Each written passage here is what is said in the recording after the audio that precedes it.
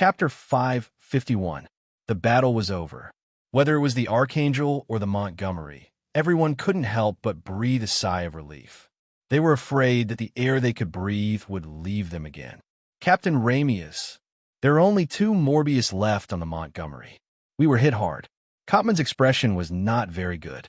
Although the Montgomery he was on was spared and did not follow in the footsteps of Lau and Bernard, the Morbius carrier-based aircraft it carried could be said to have exhausted its last trace of power. Even in the NACU on the Montgomery, there were still 2 damaged Morbius, but the pilots who could fly it had reached their limit. Margaret nodded silently. However, thanks to our heroes, if it weren't for the activity of Assault Gouda and its pilot Ray Minkai, I'm afraid all of us would have been killed. The pressure from the large number of Xeon and the new type of airframe they developed but were seized by Zaft, even if all the members of the 8th Fleet were present, they would still feel tremendous pressure. It was indeed thanks to the activity of Ray Minkai and Assault Gao that they were able to survive. Yes, this is our luck. Marlene nodded and couldn't help but breathe a sigh of relief. Copman's initiative to express his stance was undoubtedly to treat the words of the man, Kreutzer, as a gust of wind and let it go with the wind. Yes, this is our luck. After we meet with the main force of the 8th Fleet, I will report everything to the Admiral. Captain Lamius. Then, the rest of the journey, please. Yes, I will arrange it properly. Colonel Copman.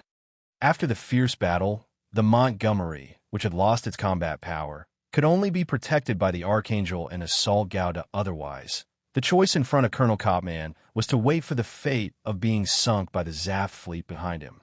In the wreckage of the battlefield, the battered Montgomery tried its best to follow closely behind the Archangel, heading towards the coordinates where it met the 8th Fleet. At the same time, taking advantage of the opportunity of the end of the battle, the damage management personnel who survived the disaster put on spacesuits and treated the more important injuries on the Montgomery with emergency measures. As their hands rose and fell, flashes of welding tools lit up on the Montgomery like starlight. At the same time, these flashes of light fell into the eyes of a girl floating on the observation deck of the Archangel. "Why are you here, Audrey?" When Lei Minkai passed by the observation deck with a tired look on his face, he discovered that Lux was floating in the middle of the observation deck, looking at the Montgomery behind them. The battle is over. Lakis turned around and gently pushed against the ceiling. She slowly floated to the ground and stood in front of Ray Minkai. "I saw the battle just now. That red body gave me a very familiar feeling." When Lakis said this, there was no blame or complaint in her eyes, only calmness. "That's Aslan's body." Lei Minkai looked left and right before he softly stated the truth. "Aslan. Aslan Sala?" Lakis was halfway through her exclamation, but she forcibly suppressed her voice. She did not forget to reach out and pat the pink Harrow in her hand. In Harrow's program, as long as a specific person's name or face was heard, the corresponding name would be called out. Ray Minkai nodded. With a light tap of his feet, he floated past Lakis. It was not until Ray Minkai reached out and grabbed the railing in front of the window that he turned to face Lakis. In fact, it's not just Aslan.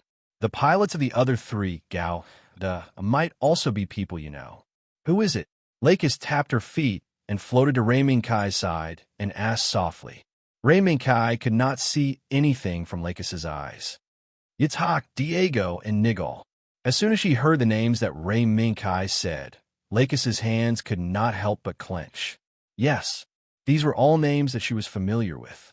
These were all the descendants of the members of the Supreme Council, and they were also Lakis's friends since childhood. Especially Nigal, the young man who gently played the piano, had actually become a warrior who drove an MS and fought on the battlefield. War is a furnace that can melt everything. As long as you fall into it, no matter how you struggle, the result will be the same. At this moment, Ray Minkai, who was aware of Lakis's emotional fluctuations, sighed softly. Lakis was silent. Now that her identity had been taken away, she seemed to have lost Klein's natural eloquence and became an ordinary girl. Facing the predicament in front of her, she was at a loss. "Don't worry. Everything will be answered in Scandinavia, isn't it?" Hearing this, Lakis nodded silently. I believe it will be. It's just that. Ray Minkai understood Lakis's concerns very well. However, that was something that could not be helped. As long as the fleet following the Archangel was still led by crews, there would inevitably be a battle. However, there should be some time before the next battle begins, just when they converged with the 8th Fleet. The rest of the voyage was calm. The damage caused by the previous battle was not only to the Archangel and Montgomery, but also to Cruz's side. Zeon lost a lot of people, and Storm Gouda was cut in half after the duel with Gouda. Although the pilot was fine for them, it was undoubtedly a great shame. And although Thunderbolt Gouda was fine, in front of Holy Shield Gouda, who had captured 2 frigates, he had become invisible. Keep your spirits up, everyone. If you guys are depressed just because of this, then shouldn't I be the first to commit suicide? Cruz stood in front of the teenagers and said with a self-deprecating smile, "The strength of the enemy is something that we have already expected from the start. Because of this, the stronger the enemy is, the more it proves that our decision to stand here is correct. The strong, ruthless, and cold-blooded enemy that caused the bloody Valentine's Day incident is the reason why we boarded MS. Therefore, this failure is nothing. As expected, it's still the same. Captain Cruz." Outside the room, the girl in red looked at Cruz and shook her head slightly. Her actions made Aslan very puzzled. From the girl's words and actions, she seemed to be very familiar with Cruz. "Why? Is there something on my face?" The girl in red immediately felt Aslan's gaze. "No, it's just that." Aslan was shocked and quickly turned his face away, not looking at the girl in red's eyes. "It's just that?" The girl in red raised her eyebrows and revealed a teasing smile. "It's just that." Aslan moved the corner of his mouth and quickly said, "It's just that I feel that you are very familiar with Captain Cruz." "That's it." The girl in red raised her eyebrows and said in surprise. Strangely, Aslan could hear a trace of disappointment from her tone. "I've only met Captain Cruz a few times before. It's not that familiar. Also, you are still as dumb as before." "Aslan," the girl in red sighed. She then raised her hand to stop Aslan from speaking. "To think that I waited for you for so long. In the end, I still have to take the initiative. Sigh, you really disappoint me." "Aslan, remember, my name is Alice. Alice Pompey." "Alice." The moment this name sounded, Aslan's mind exploded and he was stunned on the spot. When he woke up, he realized that a small note was stuck on the wall beside him. "I've already seen the previous battle recording. Now that I have some ideas, I can make some adjustments to your Sacred Shield Gouda. Please look forward to it. Alice will stay." Aslan looked at the note in silence, but his mind was in a mess.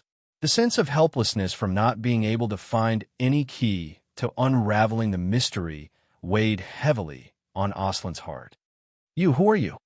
Time passed quietly amidst the tense emotions. After experiencing a tense voyage, the worst situation did not happen, and the best situation was close at hand. With the Archangel and the Montgomery rushing all the way, they finally arrived at the coordinates of the 8th Fleet. Moreover, judging from the convergence signal from afar, the 8th Fleet had been waiting there for a long time, confirming the convergence signal of the 8th Fleet. Now, the Archangel will follow the original route and complete the rendezvous with the 8th Fleet. "Everyone, thank you for your hard work." Looking at the flashing light signal in the distance, Maureen's heart finally relaxed slowly. "Captain, congratulations." Bucky Lulu also breathed a sigh of relief. No matter who encountered this, it would not be easy, and they might not even be able to leave the colonial satellite. In Naku, after assisting the maintenance team to complete the preparation of Mobius Zero, Mu also found Ray Minkai. "Warrant Officer, we are about to rendezvous with the 8th Fleet." Ray Minkai, who was adjusting the program to attack Gouda, smiled gently. "Major, are you still calling me a warrant officer? That's just a temporary expedient." Ray Minkai's warrant officer title was just a temporary expedient made by Maureen and Bucky Lulu. After the rendezvous with the 8th Fleet, this so-called warrant officer title would become invalid. Not to mention, what are you talking about? Warrant officer, your ability is in everyone's eyes. Not to mention, the current battle situation needs talents like you. What do you say? Stay on this ship, how about it? The strength that Lei Mingkai had displayed had already won Mu's admiration. If there was a chance, Mu would choose to fight with Rei Mingkai. After all, having a powerful pilot as a teammate was more reassuring than anything else. Let's talk about it later. Rei Mingkai pushed the keyboard back to its original position and got up to leave the cockpit of the attack on Gao. Looking at Rei Mingkai's back, Mu was somewhat inexplicable for a while. What's wrong with that kid? The arrival of the 8th Fleet undoubtedly brought a strong sense of security. Archangel, which was chased by the Zaf fleet, was finally able to rest for a while under the protection of its own fleet. As the commander of the 8th Fleet, Admiral Halbarton was about to personally board the new battleship built by the plan he personally led. The news of the arrival of the man who advocated the development of Archangel and Plan G's new body, known as Wise Admiral Halbarton, would naturally be passed to Rei Mingkai's ears. Audrey, what do you think? At the moment, there might be a bold and risky way. That was to gamble on whether the so-called Wise Admiral was really, as the rumors said, rational and calm, and wanted to end the increasingly turbulent war as soon as possible. However, from the looks of it, Lux didn't seem to have any intention of trying. Then, I'll be right back. I'll wait for you. Lux looked at Rei Mingkai, who had changed into the Earth Alliance Army uniform, and turned back to the room. Lux didn't dare to gamble, and neither did Rei Mingkai. Rei Mingkai could recite all the information about Halbarton, but the specific image was only the time when he met with Archangel and was then sunk by the fleet led by Kreutzer, as well as Margot's description of him. When the shuttle slid into Naku on Archangel, Margot, who had been waiting for a long time, led people to greet him. The reunion between the teacher and student was naturally touching. After repeatedly confirming that his student was fine, Halbarton immediately turned the topic to the matter he was most concerned about. This ship seems to have been tempered by the flames of war. But what about the body? When the expected question appeared, Margot was a little hesitant, because before Halbarton came, Bucky Lulu had some disputes with her on this issue. Everyone on Archangel knew that the strength of the attack on Gao Da was not only based on their own potential, but also on Rei Mingkai's superb piloting skills.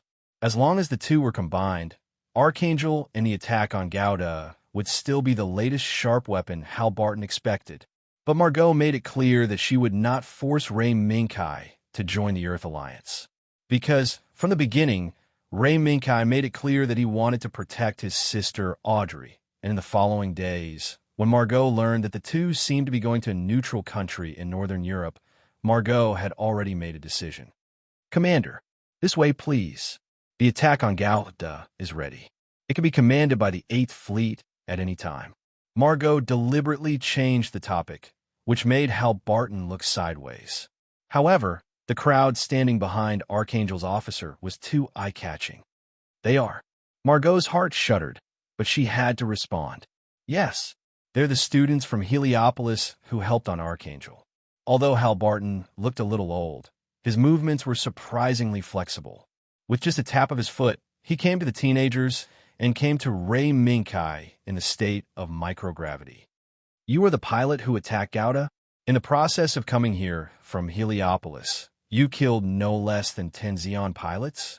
Halbarton's intelligent eyes met Rei Mingkai's eyes. Yes, I'm Kai Brittany. Chapter 552. Halbarton. He didn't expect this wise general to stand directly in front of him the moment he finished his greeting with Margot. Rei Mingkai lowered his right hand and raised his head to meet Halbarton's gaze. Well, a very good young man. After staring at each other for a long time, Halbarton slowly nodded. Then, he turned to look at Margot.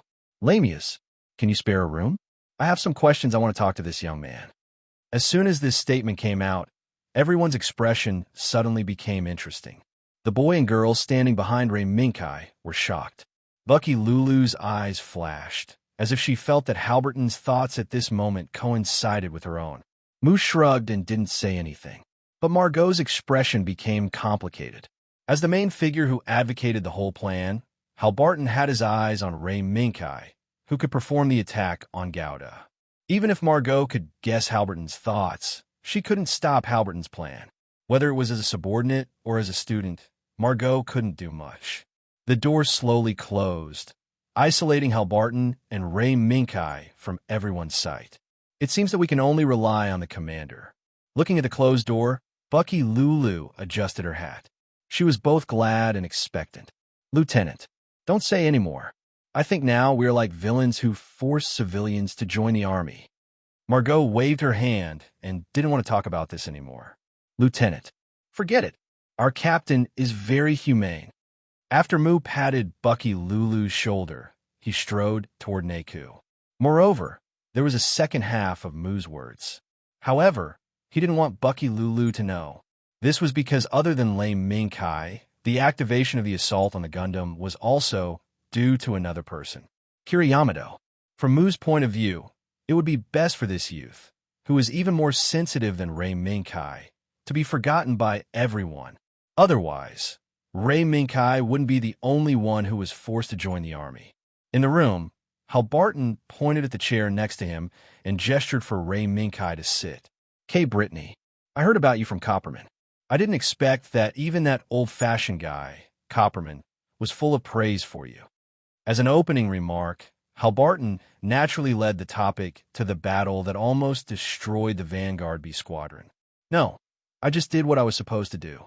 At the end of the day, the destruction of the Advanced B Squadron meant that Archangel had met with misfortune.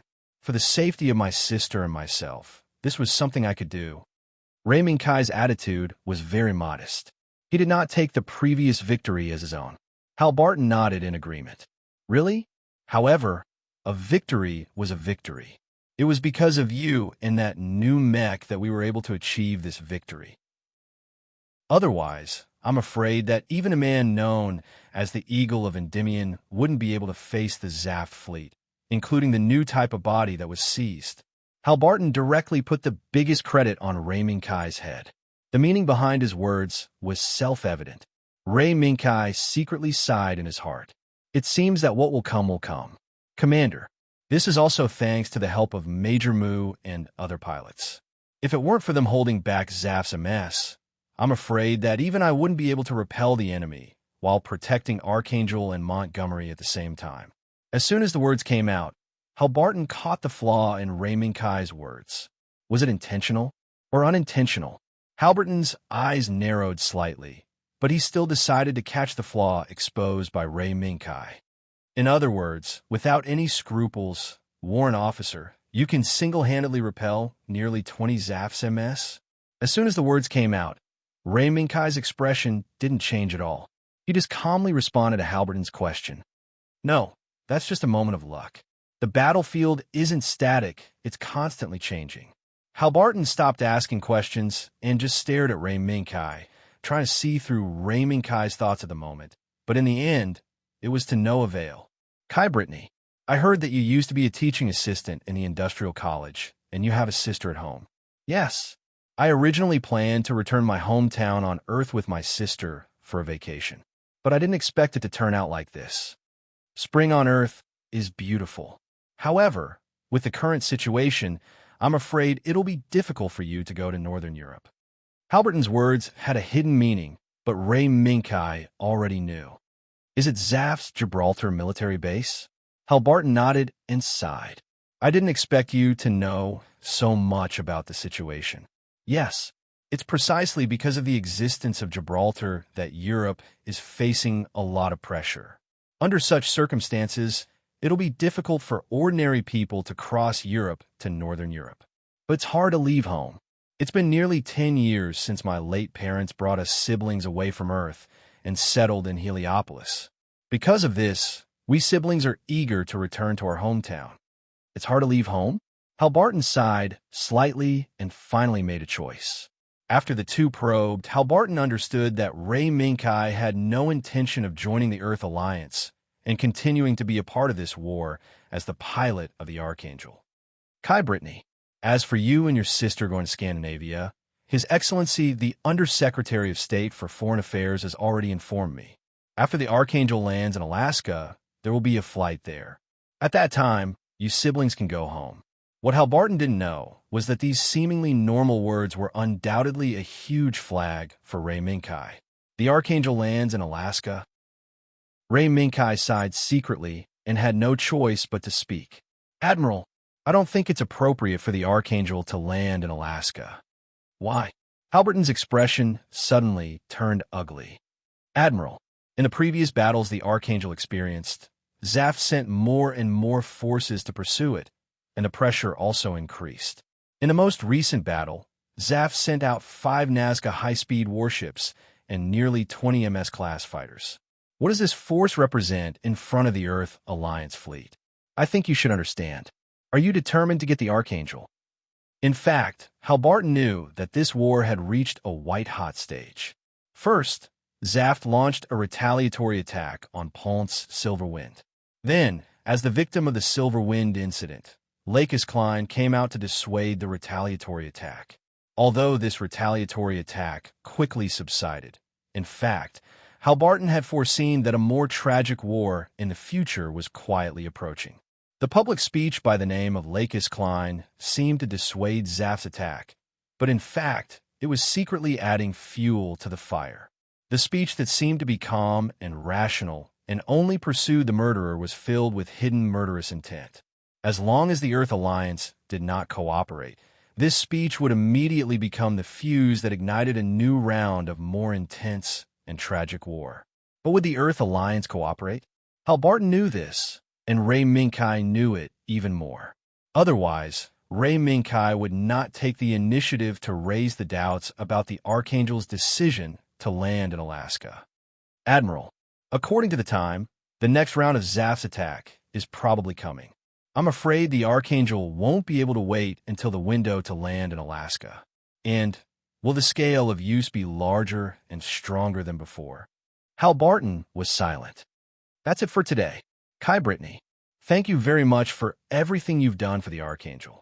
If there's a chance in the future, I still hope you can join us and end this war. Looking at Halberton's outstretched right hand, Ray Minkai smiled slightly. No one can say for sure what will happen in the future. Thank you, Admiral. There was no result from this conversation. Whether it was Hal Barton or Ray Minkai, both sides stayed in the conversation with reservations. But in terms of results, it was beneficial for Ray Minkai. And this so-called beneficial result could only come after the Archangel was able to land in Alaska. After much consideration, Hal Barton canceled his decision to visit the Archangel and return to his flagship, the flagship of the 8th Fleet, the Aganon-class space carrier Menelaus. All fleets listen to orders, accelerate and turn. The Archangel will leave the fleet and land in Alaska independently. Halberton's sudden order stunned everyone on the Archangel. Admiral, why? Margot immediately sent out a communication request, but she only received one sentence in response. It seemed that it's time to say goodbye. Lamias, you're doing well now. I'll leave the Archangel to you.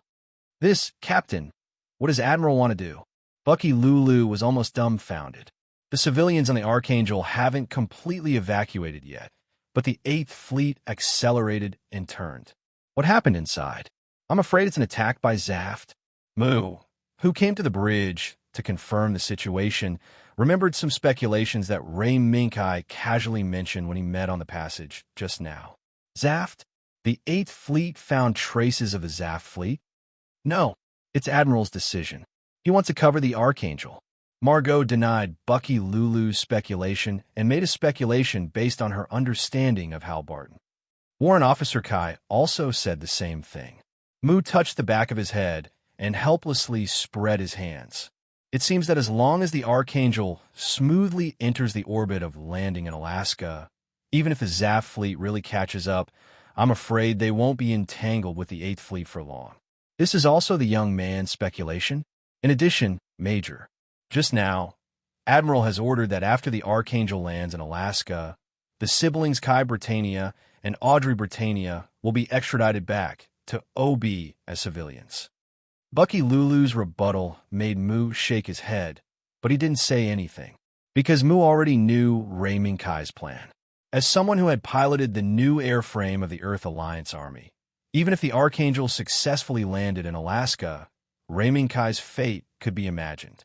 Halberton's right to speak was real, but the Atlantic Federation was changeable and conflicted with each other.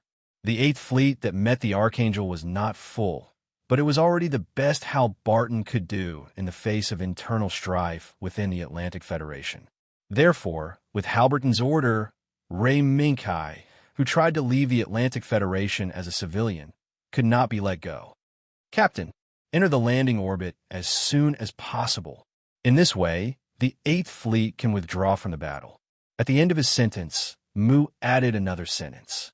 That's what the young man said too. Allow. No, Kai? The light emitted by the blue planet made Lakis a little dazzled. As a human, no matter where they were born, they would have the same feeling when they saw the mother planet that gave birth to human civilization. We are about to land on Earth. At the same time, in front of the Eighth Fleet, the Zaf Fleet really appeared as Kai said. However, for some reason, the Zaf Fleet did not move at all and just quietly confronted the Eighth Fleet. Is it really for the Archangel? Hal Barton raised his head and looked at the Zaf Fleet captured by the optical camera. The confrontation between the two sides lasted for several hours, and there was no movement. After a long time, the Zaf Fleet finally moved, but they had already turned and accelerated, withdrawing from this airspace. Did they retreat? A confrontation that crossed the line between life and death made Halberton's clothes wet with cold sweat. Facing the 8 NASCAR-class high-speed warships that far exceeded the number mentioned in the last report, Hal Barton knew that his time was coming. However, he was lucky. The other party's goal was the Archangel. As long as the Archangel did not exist in the Eighth Fleet, the Zaf Fleet would not rashly clash with the Eighth Fleet. It seemed that the public speech of Lakis Klein had some effect. Captain, why didn't you give the order to attack? Compared to Halberton's rejoicing, Wyzak obviously showed his dissatisfaction, and even dared to question Kreutzer. Calm down. Wyzak, our goal is the Long Legs, not the Earth United Fleet. If we rashly launched an attack, even if we could destroy the fleet, our own losses would be enough for us to be recalled back to the mainland and face the Supreme Council's interrogation. Wyzak's charge did not anger Kreutzer. Instead, Kreutzer patiently comforted Wyzak. You have to know that we are still following the princess's public speech. Other than investigating the Silver Wind incident, other unnecessary conflicts are not allowed to happen. Chapter 553. Crossing the Void. Starting from the colonial satellite that collapsed in the war, the Archangel, which fled all the way to Earth, finally fell from the dark and deep space into the vast ocean shrouded in the blue sky. No matter who it was, when they saw the beautiful scenery of the sea and sky, they would subconsciously exclaim. This was not only for the spectacular scenery in front of them, but also for the fact that they had finally escaped from the war. As the salty sea breeze blew, Lakis stood on the deck and stared at the blue sea for a long time. And standing next to her was Kai, who was thinking about everything that might happen. Now, the Archangel did not land on Earth at the cost of the Eighth Fleet's destruction. Instead, it completed the landing in advance. At the same time, the Eighth Fleet, which should have been destroyed, did not seem to have encountered the misfortune of being destroyed. Instead, after a few hours of confrontation with the Zaf Fleet led by Kreutzer, the Kreutzer Fleet took the initiative to retreat as the end of this confrontation. Therefore, the communication from the Eighth Fleet made Margaret and others feel greatly relieved, and they could not help but feel happy about the mission that was about to be completed. Whether it was the military personnel of the Archangel, such as Margaret, or the citizens who finally felt relieved, Kai did not feel a trace of joy. There was only one reason. That was Lakis and his own identity. Also, he had once piloted a strong attack on Gouda and achieved a shocking result. Kai was confident that Lakis' identity would not be exposed, but the latter was very difficult. Although Kai was not very clear about the internal situation of the Alaska headquarters, he clearly remembered the terrifying truth hidden deep underground. According to the timeline, Even if the Archangel did not have the fate of forcibly landing on Earth and mistakenly entering the Sahara Desert, it would not be able to escape being abandoned by the Atlantic Alliance. It would be left in the Alaska headquarters as bait to attract Zaf's main force. At that time, if he could not escape from this vortex in time, Ray Minkai would inevitably become one of the abandoned pawns. Troublesome. Ray Minkai's mutterings could be heard in the sea breeze. When Lakis turned around and looked at Ray Minkai, she saw a hint of frustration in the depths of Ray Minkai's eyes. Kai, are you worried about our identities? The intelligent Lux naturally understood Ray Minkai's worries. Speaking of which, even she herself could not believe it. She did not even need to think about it. As Lakis Klein, not only did she board the newest space battleship of the Earth Union, she was also about to set foot on the headquarters of the Earth Union in Alaska. In the past, she would have thought that such an experience was absurd. No. Although he was a little worried, the power of the pendant gave him peace of mind. It's just that this is my problem. Ray Minkai shook his head and looked at the empty deck. Is it that airframe? Gouda? Under Ray Minkai's reminder, Lux immediately thought of the person who had attacked Gao DS. I'm afraid we have to put in some effort to leave Alaska. Ray Minkai said, looked into Lux's eyes, and said seriously and affirmatively, Don't worry. We will reach Scandinavia in a short time. I know. The development of the situation was just as Lame Minkai had predicted. When the Archangel sailed into the outer waters of the Alaska headquarters, a fleet composed of many frigates, destroyers, and aircraft carriers greeted them on the spot. Moreover, it was an overbearing and merciless attitude. In the sky, fighter jets with missiles hanging under the airframe flew over the Archangel. Except for the aircraft carrier, the other frigates seemed to be swarming, but in fact, they surrounded the Archangel in a certain formation. They took the Archangel to the Alaska headquarters in a threatening manner.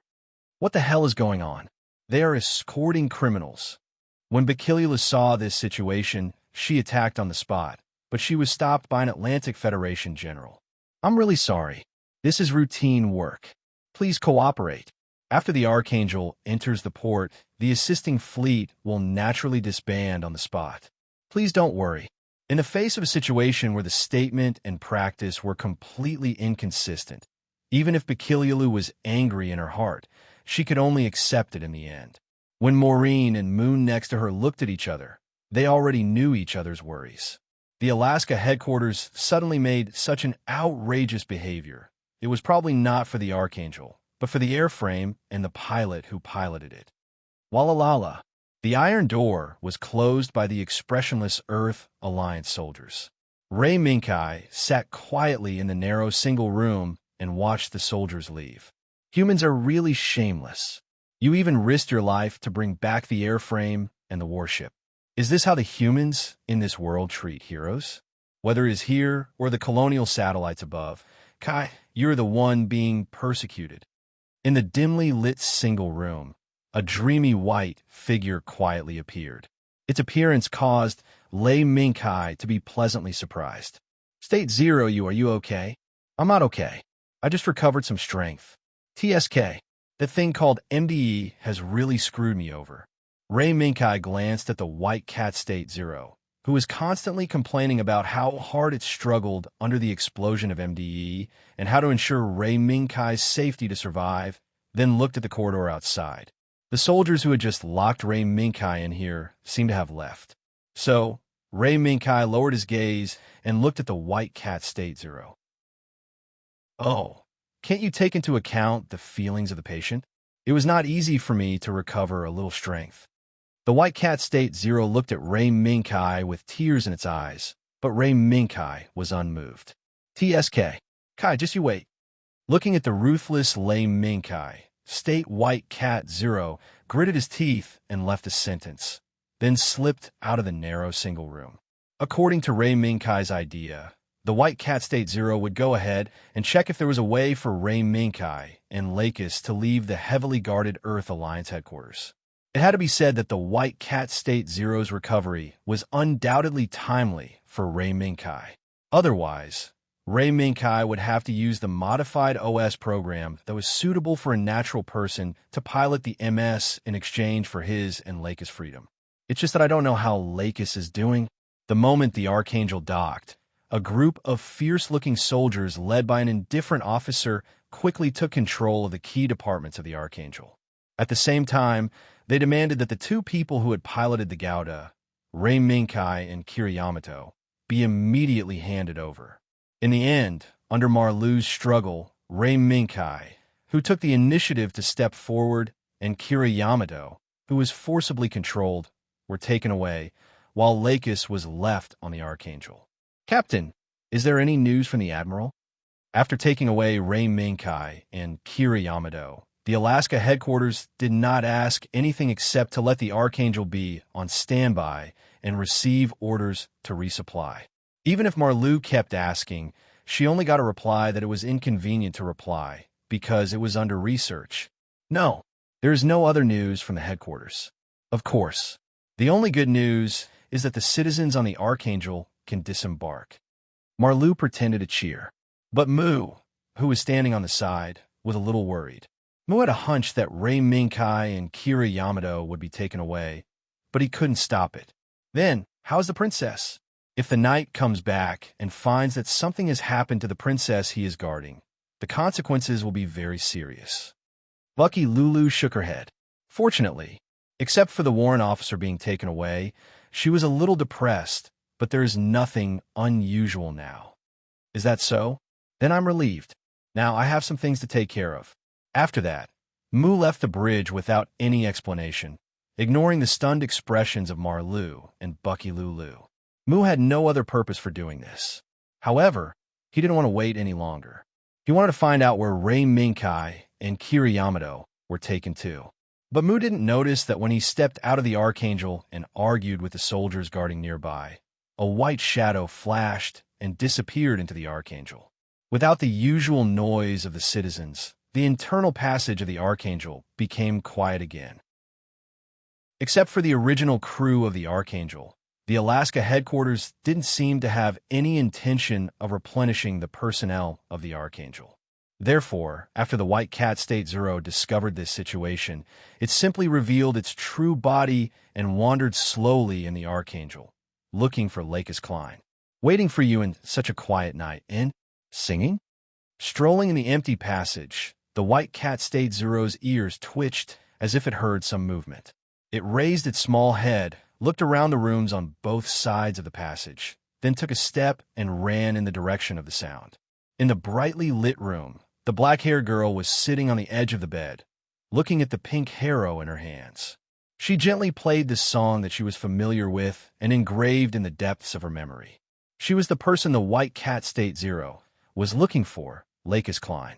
As the song sounded, the pink harrow in Lakis' hand shook slowly, as if it was swaying its round body according to the rhythm of the song. Even if it's out of reach now, we can definitely. Suddenly, the eyes of the pink harrow in Lux's hand lit up. Before the girl could react, it jumped down from Lux's hand and skipped towards the automatic door. Harrow, why are you? Swish! The automatic door opened in Lakis' surprised voice. Standing outside the door was not a human.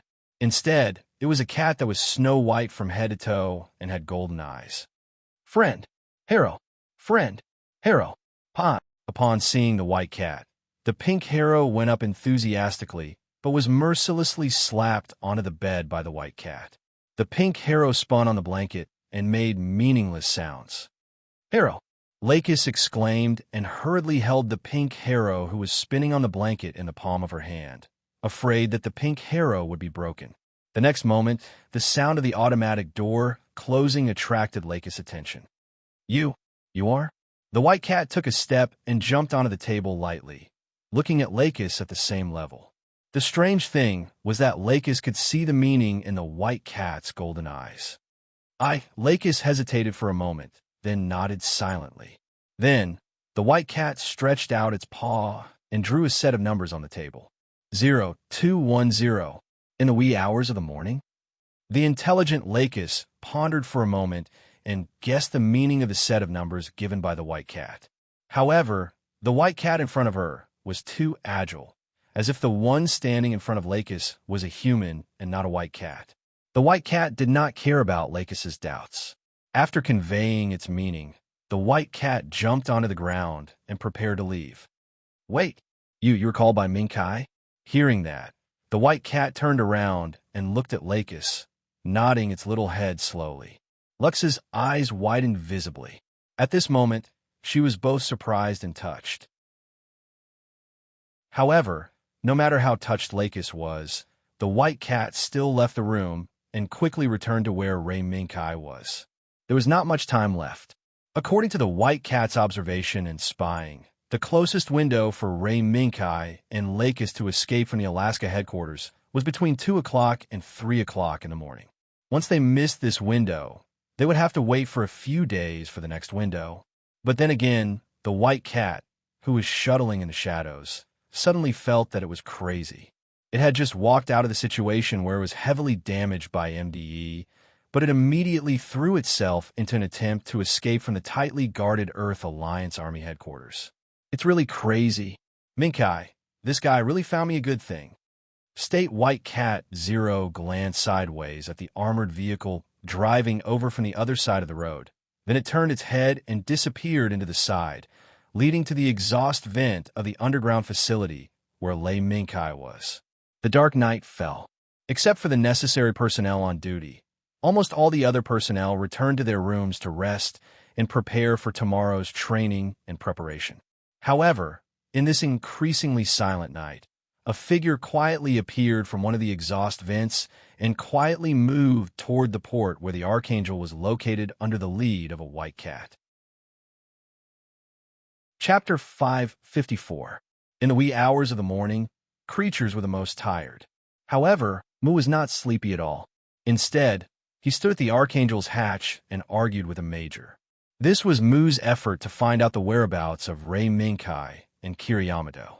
Although Mu had tried his best, the other party still used the same words and attitude to deal with Mu's questioning. Major M, de la Flag. We are all soldiers of the Earth United. You should know what to do. Don't make things difficult for us. The Archangel's mission now is to resupply and rest. Next, there will be more important missions waiting for the Major's efforts. Perhaps the Major was annoyed by Mu, so he turned around and left after saying those words. Wait, Mu wanted to chase after him, but he was stopped by the soldiers who were guarding the side. Major, it's late. You should go back and rest. The soldier who stopped Mu looked at him expressionlessly and said, You puff. Suddenly, a muffled sound came from the direction where the Major left. The two soldiers who stopped Mu were bewildered. Quick, let's go and see what happened. Mu, who suddenly quivered, suddenly shouted loudly. The two soldiers who instinctively obeyed the order did not have time to ask why Mu suddenly came down. They split up and walked towards the direction of the sound. Puff! Puff! The moment the two soldiers disappeared from Mu's sight, two muffled sounds came one after another. Seeing this, Mu's eyes flashed. He seemed to have thought of something. He raised his hands and closed his eyes, looking like he was ready to be slaughtered. Don't be so heavy-handed. Night! Mu, who was muttering silently, suddenly felt pain at the back of his neck. He fell to the ground unconscious. Ray Minkai's figure silently appeared behind Mu, who fell stiffly. Why is this guy so sensible? White Cat State Zero stretched out its paw and pushed Mu's face. It wagged its tail and looked at Mu curiously. According to White Cat State Zero's understanding, Mu should have been frightened by the three people who mysteriously fell to the ground. He should have either cautiously come forward to check or run away. Why did he look like he was ready to be slaughtered? He guessed it. Ray Minkai did not continue to dwell on this topic. Instead, he turned and boarded the Archangel. State Zero, pay attention to the situation. Understood. The man and the cat slipped into the Archangel without anyone noticing. Then, under the guidance of the White Cat, State Zero, Ray Minkai avoided everyone and came to the door of Lakis' room. Before he could knock on the door opened automatically. What appeared in front of Ray Minkai was the black-haired girl who was already prepared and had temporarily turned off Pink Harrow's power supply. Kai, you're here. His joyful voice was filled with anticipation and gratitude. Yes, let's go. Now was not the time to chat. I'm afraid this base will soon discover that I'm missing. Without saying anything else, Ray Minkai took Lux's hand and left. They quickly left Archangel the way they came. State 0. Lead the way. How do we go now? Ray Minkai turned around and asked after glancing at the Archangel docked at the port. State 0. That's the name of the White Cat. Since the first time they met, the White Cat State 0 had given Lakis a shock that was enough to change her worldview. Lakis had been silently paying attention to the White Cat that was leading the way in front. From its behavior, other than its cute appearance, this White Cat was no different from a human. Yes, it's called State 0. We'll talk about the details after we leave this place. Ray Minkai pulled Lakis and followed the White Cat State 0. They walked and stopped, carefully avoiding the open and hidden sentries, and finally reached the edge of the base. Separated by the barbed wire barrier, Ray Minkai subconsciously looked around. He looked at the electronic eyes set up in the corners and in the shadows. This would be the last hurdle for Ray Minkai and Lakis to leave this base. I'll take care of those electronic eyes that are in the way. The White Cat State 0's voice rang in Ray Minkai's mind, and its claws popped out eagerly. However, Ray Minkai reached out and stopped the White Cat State 0, not allowing it to rush out. What's going on? Lakis felt that something was amiss. Ray Minkai did not speak. He only raised his finger and placed it by his mouth to signal for them to be quiet. He then pointed at the road, shrouded in darkness outside the barbed wire. Not only Lakis, but even the White Cat State 0 was puzzled. The road shrouded in darkness seemed to be before Lakis and the White Cat State 0 could express that they could not see anything. A ray of light suddenly flashed from the end of the road. Seeing this, the White Cat State 0 suddenly opened its eyes wide and focused all its attention on the end of the road. Someone's coming, and it's someone who's being heavily protected. A big shot? Oh no. It was the power of the White Cat State 0 itself. With the support of this power, it could see further and clearer than Ray Minkai. Big shot. What does he look like? A young man with blonde hair. He looks very conceited. The White Cat State 0's disdainful voice rang again and again. Blonde hair? Young man? It can't be him, right? The Alaskan headquarters of the Earth Alliance Army. A young man with blonde hair. If all these factors were superimposed together, it seemed to point to one person, a madman who hid behind the Atlantic Federation and swore to destroy all the regulators, Yazi Lars. Lakis, perhaps our departure will have to be delayed a little. I'll listen to you. Without hesitation, Lux nodded her head firmly. Ray Minkai made a gesture, and the White Cat State 0 turned around and left. It blacked out all the nearby electronic eyes as fast as possible so that Ray Minkai and Lakis could move to an empty room where they could see the situation at the gate. Wait here. Don't make a sound. Under Ray Minkai's instructions, Lakis sensibly found a corner and sat there quietly, looking at Ray Minkai, who cautiously opened the curtains and left a gap for observation. The convoy that Ray Minkai discovered just now did not make him wait for long. Under the increasingly bright lights, the convoy slowly drove to the gate. At that moment, Ray Minkai finally saw the face of the young man with blonde hair that the White Cat State 0 had mentioned. It's really him, Yazi Lars. Even though the 2D face in his memory was somewhat different from the one he saw in reality, Ray Minkai could still recognize the madman at first glance. Yazi Lars. State 0. Plan B. Ray Minkai knew that after the appearance of Lars Yazi, the current commander of the Blue Persian Chrysanthemum, it was impossible to leave this base smoothly. Therefore, a certain price had to be paid. Okay, follow me. Sorry. Lakis, sorry for the offense. With the White Cat State 0 leading the way, Ray Minkai did not wait for Lakis to react and directly carried her out of the room with large strides, moving quickly towards another part of the base. At this moment, it was already 2:46 in the morning. If this dragged on, the window of time for Ray Minkai and Lakis to leave this base would disappear. There were piles of signed or unread documents on the side of the desk. The man on the desk seemed to have forgotten the existence of time. He was still reviewing the documents that he had accumulated during this period of time when he was out. Suddenly, a gust of cold wind blew in from the window, causing the documents on the desk to rustle. The sudden chill and sound made the man bent over the desk very dissatisfied. But the moment he raised his head, a white cat appeared on the desk without warning. Moreover, behind it, a man holding a black-haired girl stood there. "Good evening, Sir George." The man was stunned for a moment, subconsciously raised his finger, and said in surprise, "You're the pilot, K. Brittany?" "Yes, it's me." When Ray Minkai admitted his identity, he gently put Lakis down and let her stand beside him. "This is my sister, Audrey Britannia." Then, Ray Minkai continued, "I'm very sorry.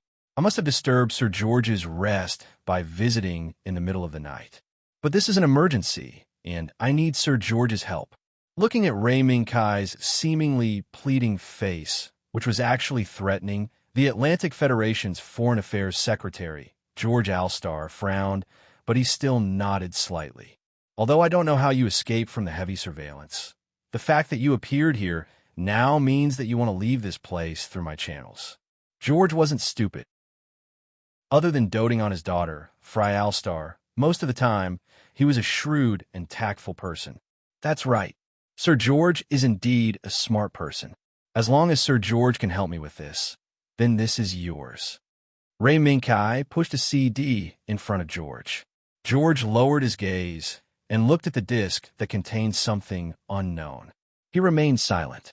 "This is the OS program that attacked Gao Da Aha. It's the latest OS program that I modified to allow a natural person to drive an MS after that." Ray Minkai added another sentence. "Just now, Muddiyazi Lars just arrived at this base." What?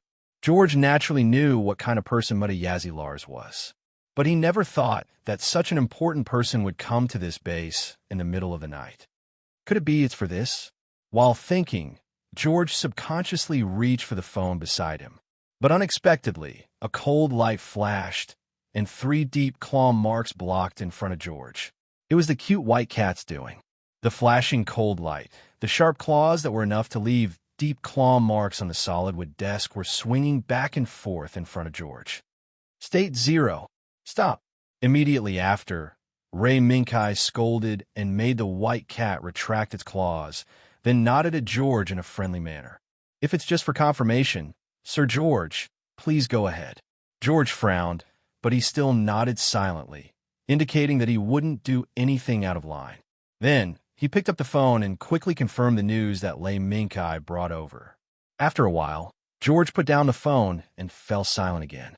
But soon, he reached out and took the CD and said, "That's right. After 5 minutes, there will be a car that will go to a nearby city parked downstairs." The deal was done. "Thank you very much for your understanding, Sir George." After Ray Minkai and Lakis apologized to George, they left George's office with the white cat state 0. As for whether George would play tricks, Ray Minkai was not worried. The moment he received the CD, George had already made the decision to assist Ray Minkai and Lakis to leave this base. The office door slowly closed. Ray Minkai and Lakis were separated from George in 2 different worlds, and George was once again shrouded in silence. In the silence, George's gaze moved from the ceiling to the bookcase, to the sofa, to where Ray Minkai was standing before, to the 3 claw marks left by the white cat state 0 on the office table, and to the photo placed on the right-hand side. In the photo, there was a young girl wearing a pink dress standing under a tree with a bright smile. "Flay, everything, it's all for you." George's thoughts gradually converged, and the moment they converged on the same goal, he picked up the phone again and dialed a number.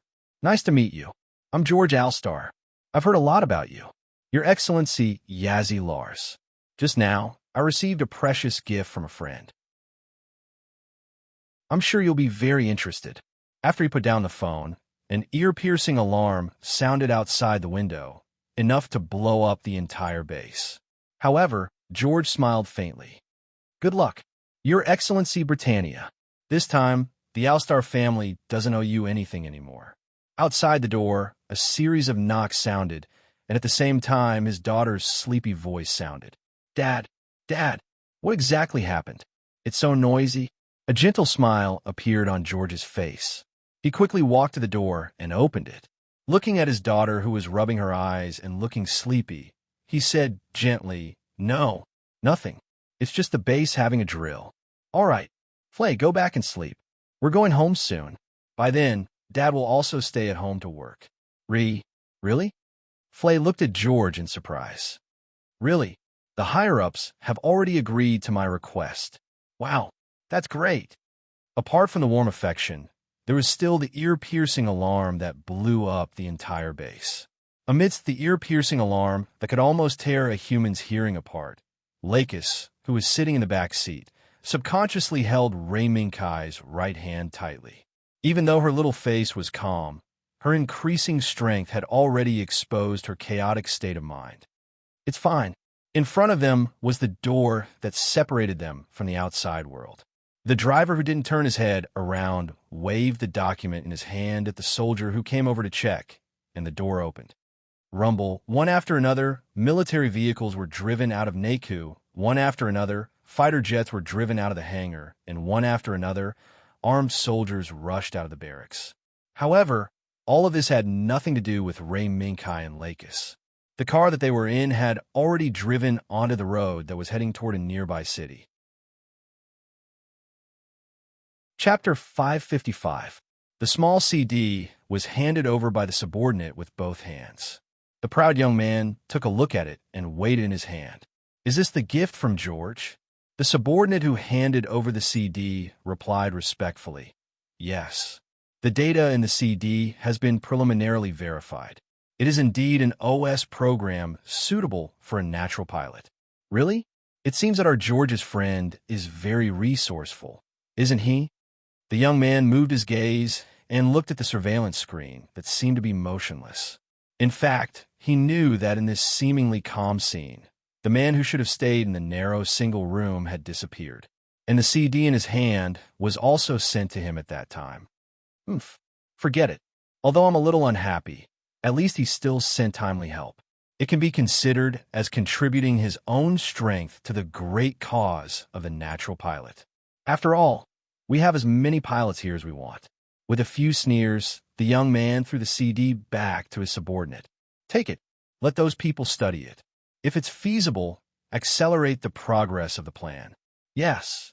Just as the subordinate was about to leave with the CD, the young man suddenly called out to him. "Wait, I remember that the airframe seems to have been piloted by 2 people, isn't it?" "Yes, one of them." The subordinate paused for a moment, glanced at the unchanged screen, and immediately went around it. "The second one is a student of Aubrey, well, the first-generation regulator. According to the people on the Archangel, the original OS program that attacked Gao was written by him." "Oh, there's such a thing? Interesting. Take him away, too. If anyone asks, say that Lars Yaz, said it."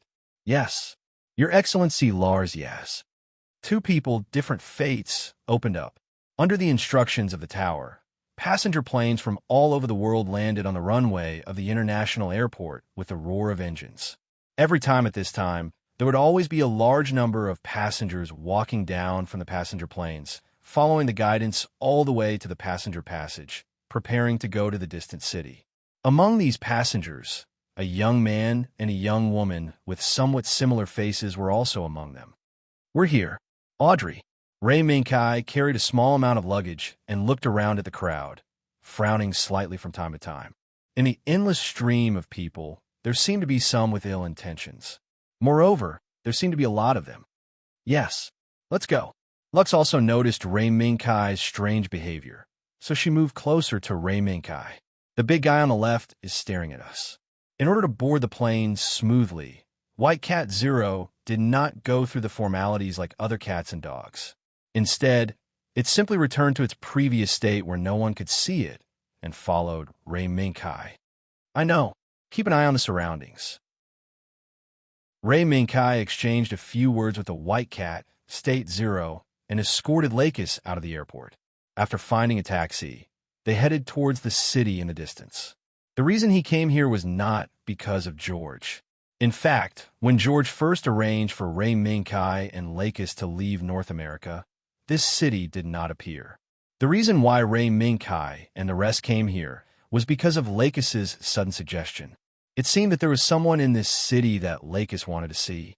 As for who it was, Lakis did not confess until the two of them arrived at the hotel they had booked to rest.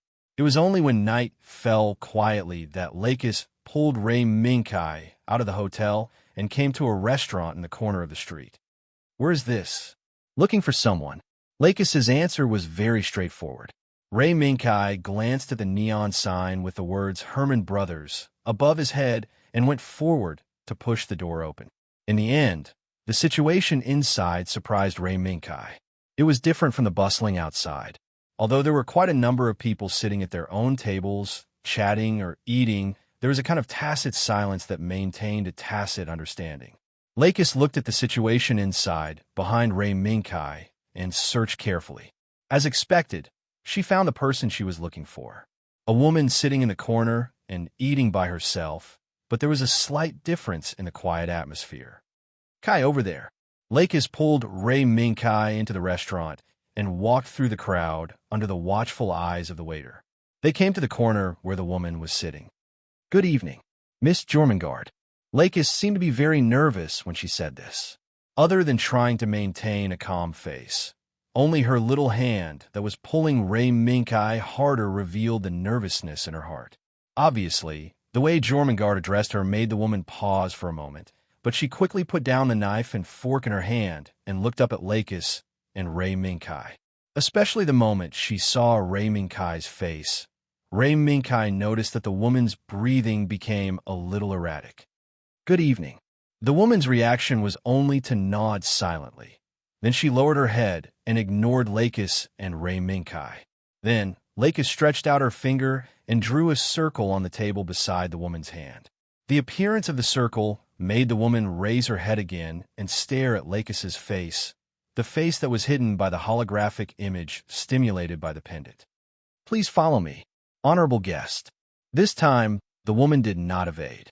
Instead, she stood up and walked into the restaurant without looking back. Ray Minkai cast a questioning look at Lakis, but Lakis just shook her head slightly, indicating that she would tell Ray Minkai the truth later. Then, she pulled Ray Minkai and followed the woman. On the way to the innermost part of the restaurant, they saw all kinds of waiters along the way, but what they had in common was that after seeing the woman Lakis called Jormungand, they immediately lowered their heads and stopped looking around. It was not until the woman, Lakis, and Ray Minkai walked past them that they hurriedly left the place. The heavy iron door slowly opened and then slowly closed. The woman called Jormungand stood between the only desk and sofa in the entire room, looking at Lakis and Ray Minkai. "Please prove your identities." Lakis took a deep breath and exchanged glances with Ray Minkai. With Ray Minkai's assurance, she said softly, "Don't worry. In the name of Visser, be liberated." All know. As the light faded, the black-haired girl's image quietly disappeared, revealing a face that should not exist here. The moment the pink, long hair fluttered, the woman's eyes suddenly widened.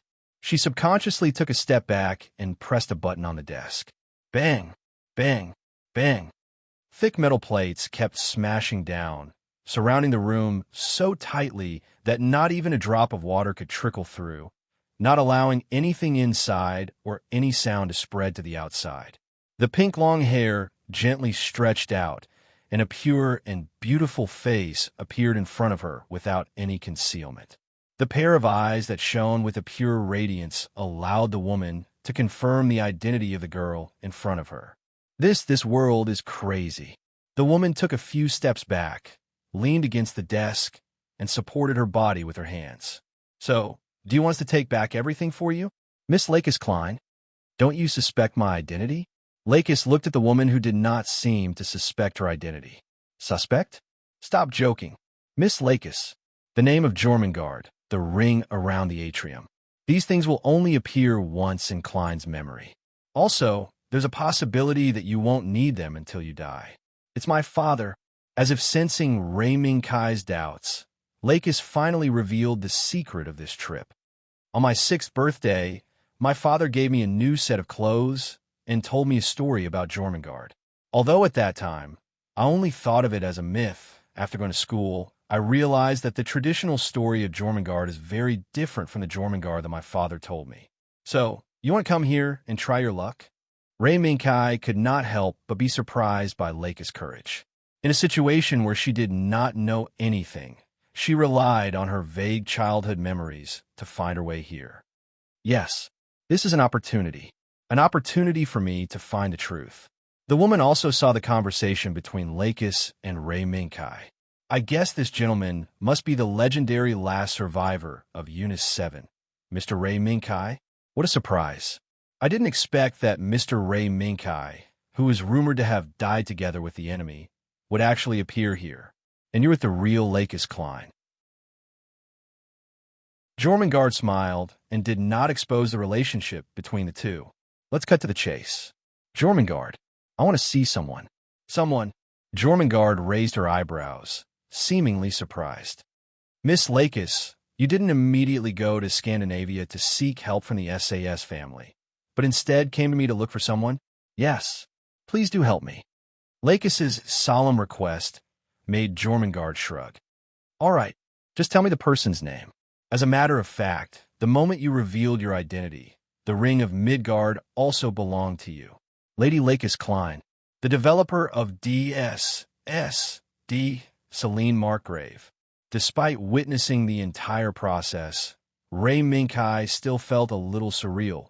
So surreal that even after he left the Herman Brothers restaurant, returned to the hotel, and stood on the balcony, surrounded by the night breeze, he still could not come back to his senses. As for what really happened before his eyes, he, who had a certain understanding of this world, realized that for many Gouda fans, the Klein family, who should have been transparent, was so unpredictable at the moment. The Ring of Midgard.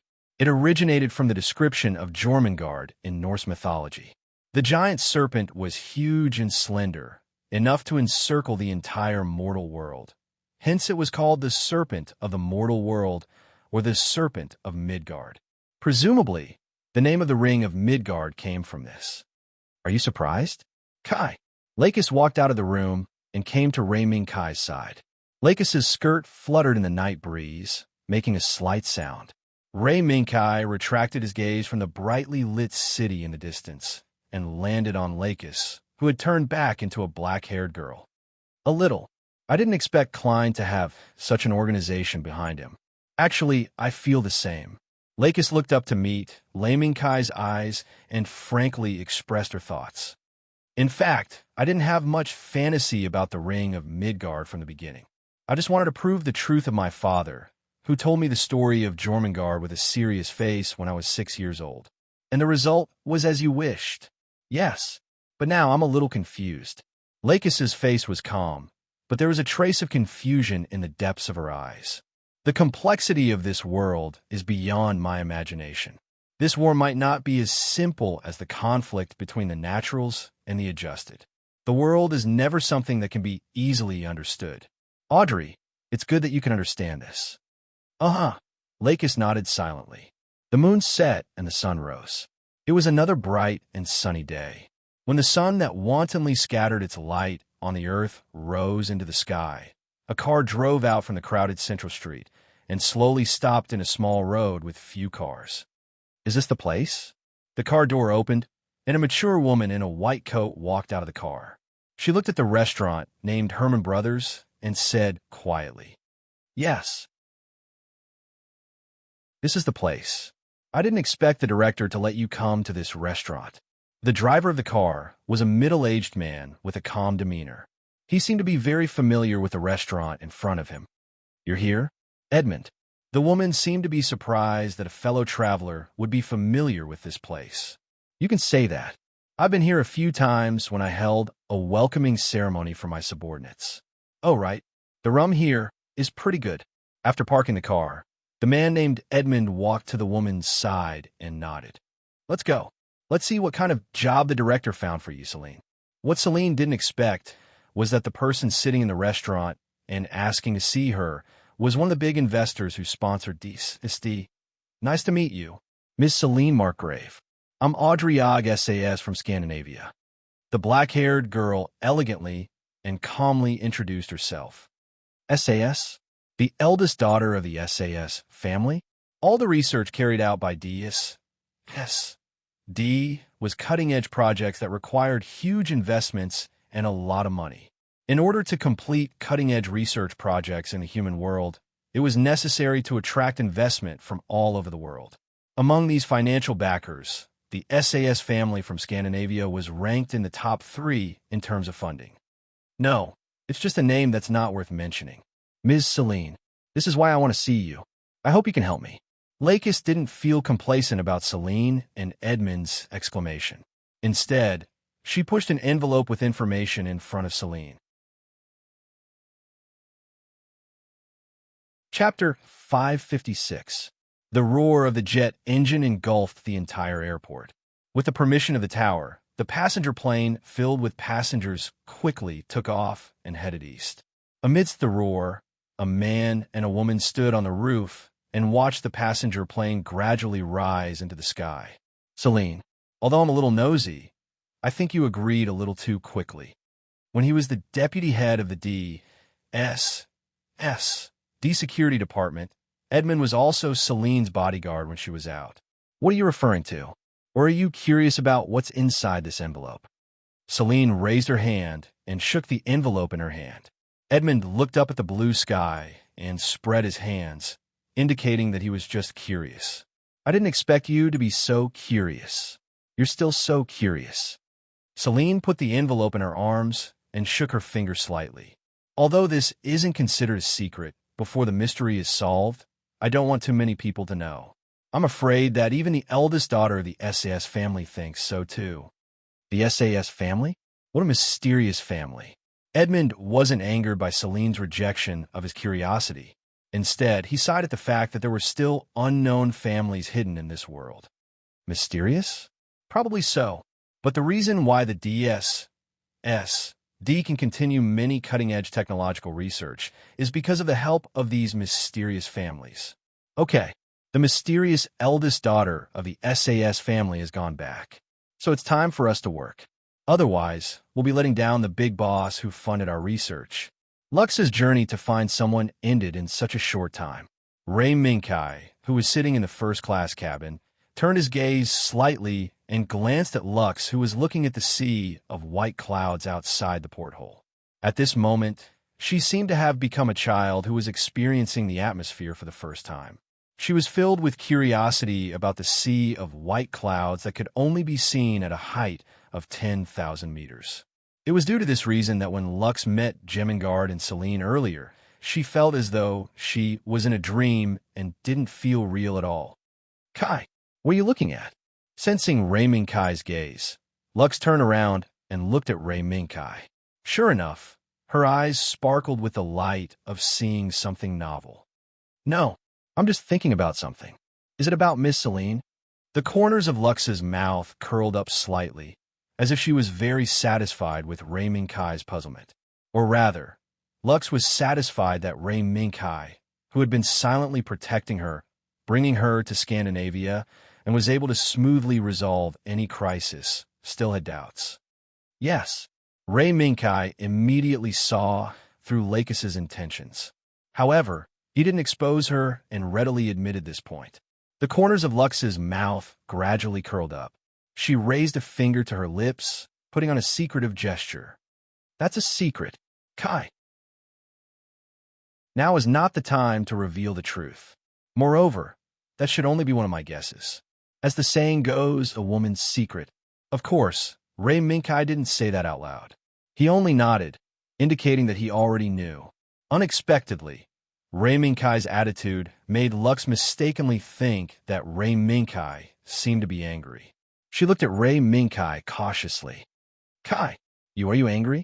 Ray Minkai was startled, then shook his head and smiled helplessly. No, I'm not angry. People always have secrets, don't they? All right, the matter here is over. Next, we will be going to Scandinavia. Over there, do you have a way to contact that SAS family? Ray Minkai changed the topic without leaving a trace so that Lux wouldn't continue on this topic. Yes, Although my memory is a bit blurry, I have a way. Lakis chuckled and said confidently, "Is that so? Then there's no problem. According to the route, we will reach Scandinavia in 6 to 8 hours. Audrey, you take a rest first." "Yes, okay." After the excitement brought about by the novel sea of clouds subsided, fatigue followed closely. In less than a few minutes, Lux fell into a deep sleep. After covering Lux with a small blanket, Ray Minkai also closed his eyes to rest.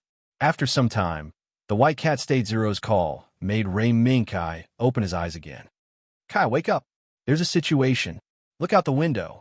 Ray Minkai, who opened his eyes, saw the panic-stricken cabin at first glance.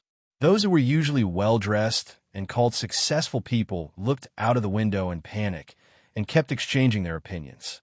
However, these so-called opinions were more of spreading the panic in their hearts to the surrounding passengers. That's Earth United's fighter jet. In the distant airspace, where flashes of light were constantly erupting, one after another, the figures of the green MS fighter flying on the flight pedals pierced deeply into Lei Mingkai's eyes. "There's a battle airspace nearby." "Oh no." Ray Mingkai and the others were only on a civilian passenger plane. Once they were involved in this aerial battle, it would only end in destruction. The panic in the cabin was getting stronger and stronger, almost swallowing the human's rationality. Lux was awakened by the noises that were getting louder and louder. "Kai, what's going on?" With both hands holding the small blanket that Ray Minkai covered her, Lux looked at the panic-stricken crowd and asked, "It should be the battlefield between Earth United and Zaft in front.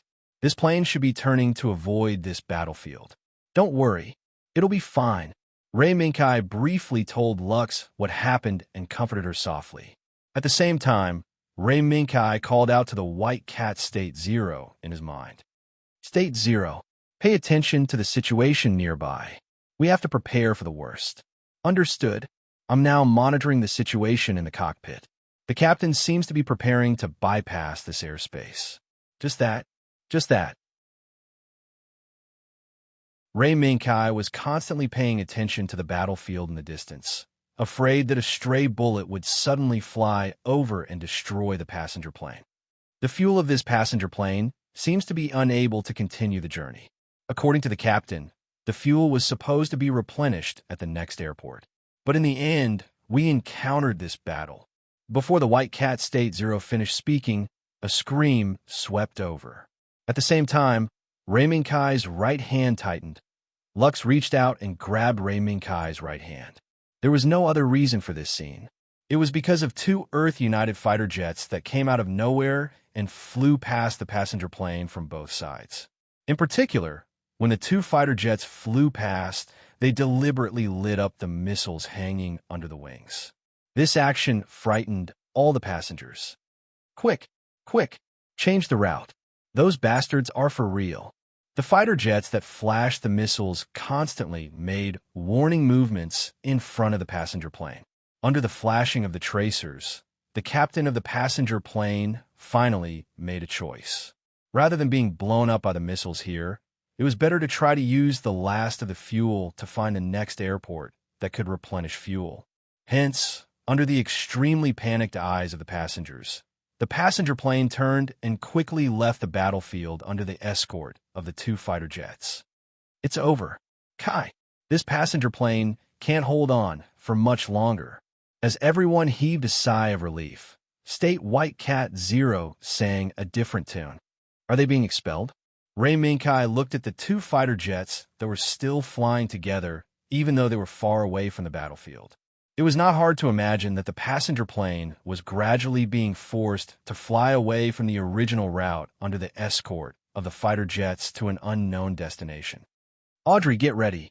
Ray Minkai raised his hand and patted Lux's hand, nodding slightly. Seeing this, Lux nodded in response and began to pack the few belongings she had with her. Ray Minkai took the backpack from the luggage cabinet above his head when no one was paying attention. "They're gone. The two fighter jets have left." After the accompanying fighter jet left, everyone heaved a sigh of relief. Regardless of the purpose of the fighter jet's appearance, their existence did make everyone feel a great deal of pressure. During the few hours that the fighter jets were flying together, everyone was afraid that a missile would be launched at any time and swallow the passenger plane. Kai, Lakis, who secretly heaved a sigh of relief, saw Laming Kai's increasingly solemn expression. Get ready. Boom. Suddenly, a violent tremor swept over like an avalanche. Without giving the passengers any time to react, the passengers who had not fastened their seat belts were knocked up and slammed into the cabin wall. In an instant, screams were heard, and the dazzling red light quickly occupied everyone's vision. This passenger plane is out of fuel. Kai. White Cat State Zero retracted its gaze for the cockpit, from the two captains who were trying their best to maintain the balance of the passenger plane that had lost power, and loudly reminded Ray Minkai. Get ready. State Zero. Understood. At this moment, there were not many choices. Ray Minkai, who could only gamble on the White Cat State Zero's ability, protected Lux under his body. Don't move. Be careful and protect yourself. Okay. Boom. In the next second, a loud roar tore everyone's consciousness apart. The Sahara Desert had the worst climate on Earth, and was also known as the forbidden zone for life. In this desert, where the temperature difference between day and night was extremely large, sand and dust were stirred up. Seb, can't you go faster? It was not the wind in the desert that stirred up the sand and dust, but the off-road vehicles that sped across the desert. At the front of these off-road vehicles, a middle-aged man with a big beard and scalp was driving an off-road vehicle. A blonde girl was anxiously looking into the distance. Behind the undulating sand dunes, a jet-black smoke column was rising into the air, and it was particularly eye-catching. Half an hour ago, the girl's organization suddenly received a piece of information. An unknown passenger plane suddenly crashed into a desert at the edge of the organization's traditional area of activity. In order to find out the truth, and to save the lives that might still be alive, the blonde girl brought along the organization's person in charge, Seb Allman, and the manpower that could be gathered in a short period of time. The jet-black smoke column, the pungent smell, the scorching flames, and the luggage that was thrown out of the broken cabin and scattered all over the ground. Quick, see if there are any survivors.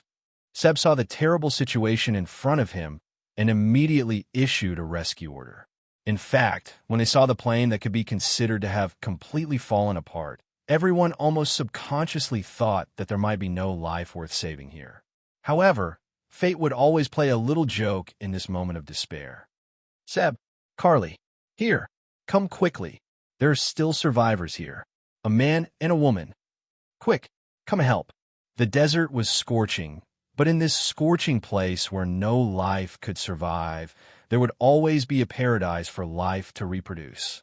This weather is really hot. In a house with a small lake behind it, a kettle was buzzing. A man with short brown hair and wheat-colored skin was rummaging through the cabinet next to it. Oh, found it. It's here. In the small drawer, there was a pack of ground coffee powder lying there quietly. When he saw the pack of coffee powder, the man's expression suddenly became interesting. However, before he could carefully open the coffee powder and make himself a cup of delicious coffee, his adjutant, Martin DaCosta, knocked on the door. Is it Martin? Come in. The man calculated the ratio with a spoon and poured the coffee powder into the cup, while casually responding to the adjutant who knocked on the door. Yes.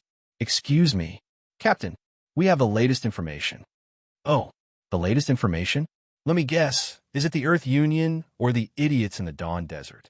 The man poured the boiled hot water into the cup. In an instant, the entire room was filled with the aroma of coffee, causing Martin to involuntarily sniff. MMM, it smells good. After the carefully prepared coffee was made, the man turned back to his seat and slowly enjoyed the coffee while waiting for the adjutant to continue.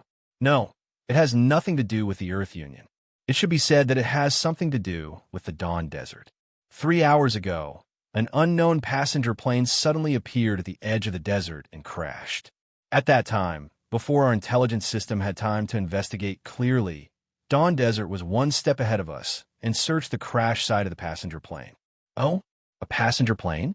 He put down the coffee and looked at the adjutant. Then, what do you think the idiots in the Dawn Desert will find on the passenger plane? The secret weapon of the Earth Union? Or a passenger who was seriously injured and on the verge of death? Well, no matter which answer it is, the Dawn Desert has already taken a step ahead. Speaking of this, the man sighed. It's really difficult. Hee. Forget it. I've had enough leisure for this period of time. It's time to move my muscles. Martin, inform everyone to get ready to go. Yes. Chapter 5:57. The darkness receded like the tide, and when the light shone again, Ray Minkai opened his eyes and took in the unfamiliar environment he was in. Tent. Other than the necessary bed, the rest of the things were piled up, making the interior of the tent look a little messy. Ray Minkai moved his gaze, but was stunned by the sound coming from below him. It turned out that in this tent, even the only bed used for sleeping was still shabby. Who knew when someone would sit on it and break it? Ray Minkai remembered that before he lost consciousness, he was in a plane that was about to crash. At the same time, Ray Minkai protected Lakis under his body before the plane crashed. Moreover, Ray Minkai clearly remembered that the white cat, State Zero, was protecting them. If the white cat, State Zero, was reliable, then Ray Minkai and Lakis should be fine. Didn't his current situation also mean that the white cat, State Zero, had successfully protected them from the plane crash? But what about Lakis? Clang!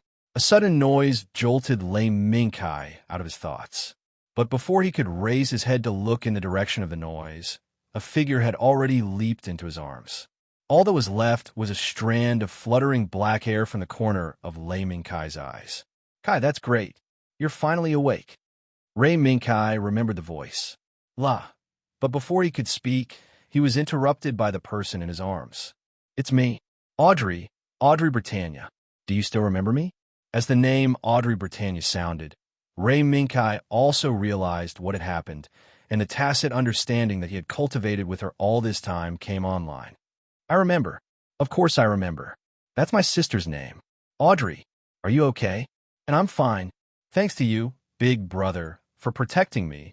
I was able to survive that terrible crash.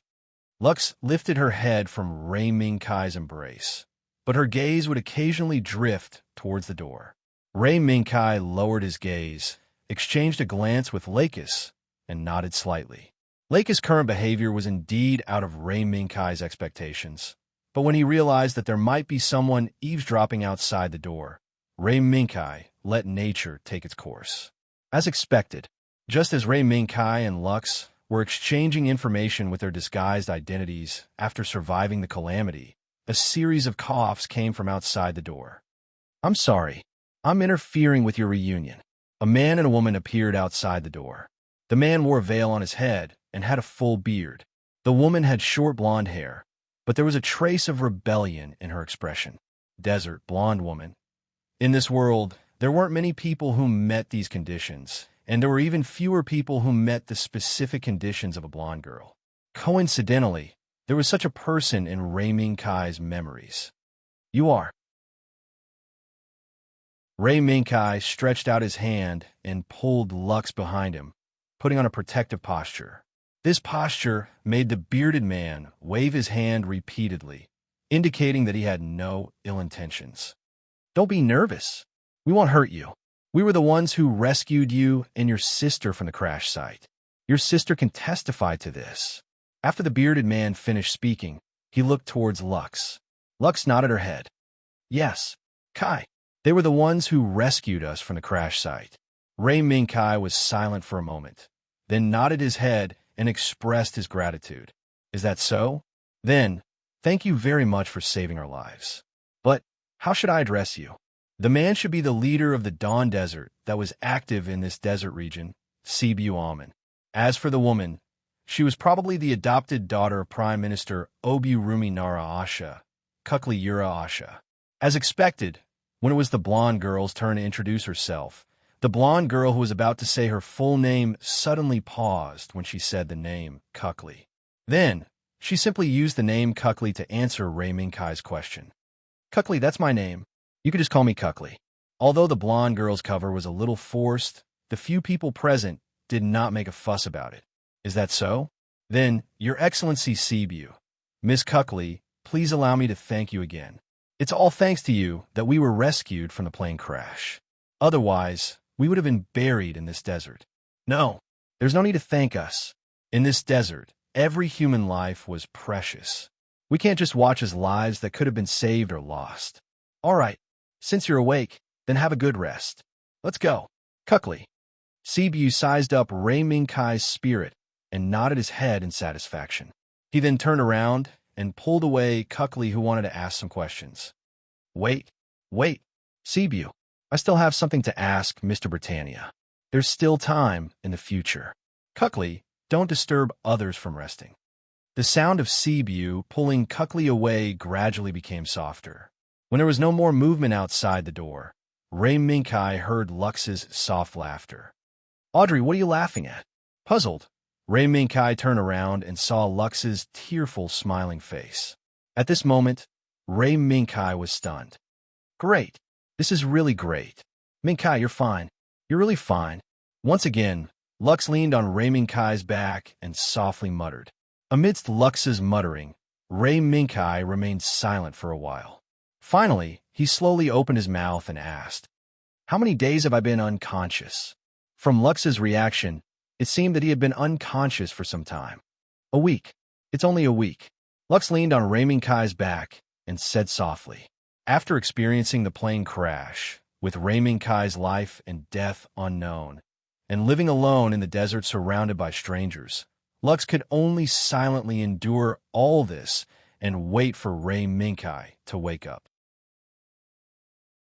She did not dare to interact too much with the people here, nor did she dare to take the initiative to have any contact with those people who drove off-road vehicles all day long, armed with guns and cannons, and even a few modified off-road vehicles that were equipped with missile launchers. Under all these pressures, Lux could only stay by Ray Minkai's side and wait silently. It's been a week. Ray Minkai sighed slightly. What was supposed to be a flight of a few hours had inadvertently turned into a week of unconsciousness. And in the week that he was unconscious, the pampered and spoiled Lakis seemed to have gritted her teeth and lived a strong life on her own, taking care of the unconscious Lucian at the same time. It's been hard on you. It's my fault. I didn't foresee that battle. No, it's not your fault. It's just that our luck isn't good enough. Minkai, it's good that you're awake. What a sinful man. At this moment, an unromantic, no, intentional voice suddenly sounded in Ray Minkai's mind. State Zero, you're okay? Ray Minkai was delighted and quickly replied in his mind. Of course I'm okay. It's just a mid-air landing. What can happen to me? It's just that your human body is too weak. If I didn't protect your little princess with all my strength, I'm afraid that when you wake up, you can only look at her tombstone and feel depressed. White Cat State Zero joked about what happened before.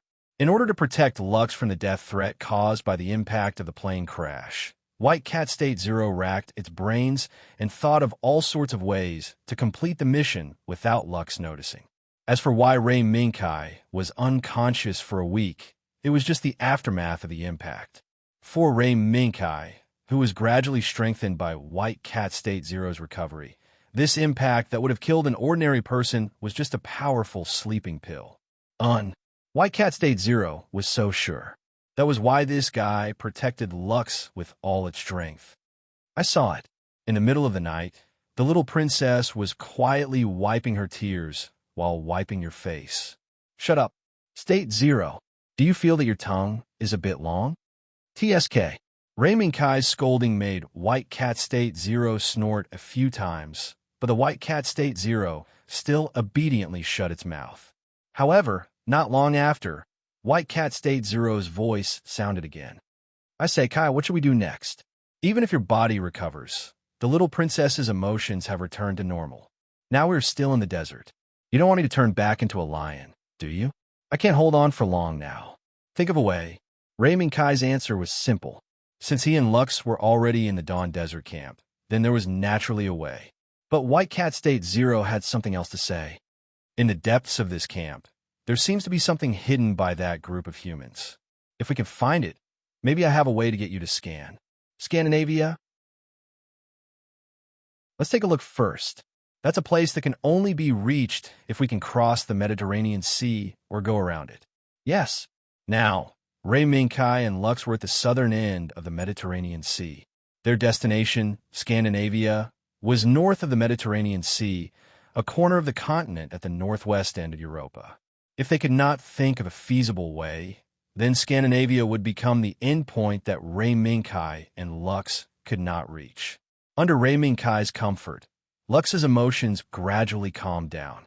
Not long after, accompanied by Lux, Ray Minkai, who had walked out of the room, saw the Dawn Desert Camp with his own eyes. The scene that had never unfolded in front of Ray Minkai's eyes before. There were children running around in the cave playing. There was a woman with waxy skin and low spirits who persisted in doing the work in her hands. There was also a man with a rosy complexion who was full of energy but was running back and forth with a long rifle and a short cannon. He jumped onto an off-road vehicle and rushed to the other end of the valley. Tattered clothes hung on a rope that was nailed from a crack in the rock, allowing the hot wind from the other end of the valley to wantonly sway the clothes that were still dripping with water. On the other end of the clothes, an old man sat there, silently watching the gun-wielding man rush out of the valley. They are the rebel group here. Lux had not come into contact with many people in the past week, but she had obtained some information from Carrie.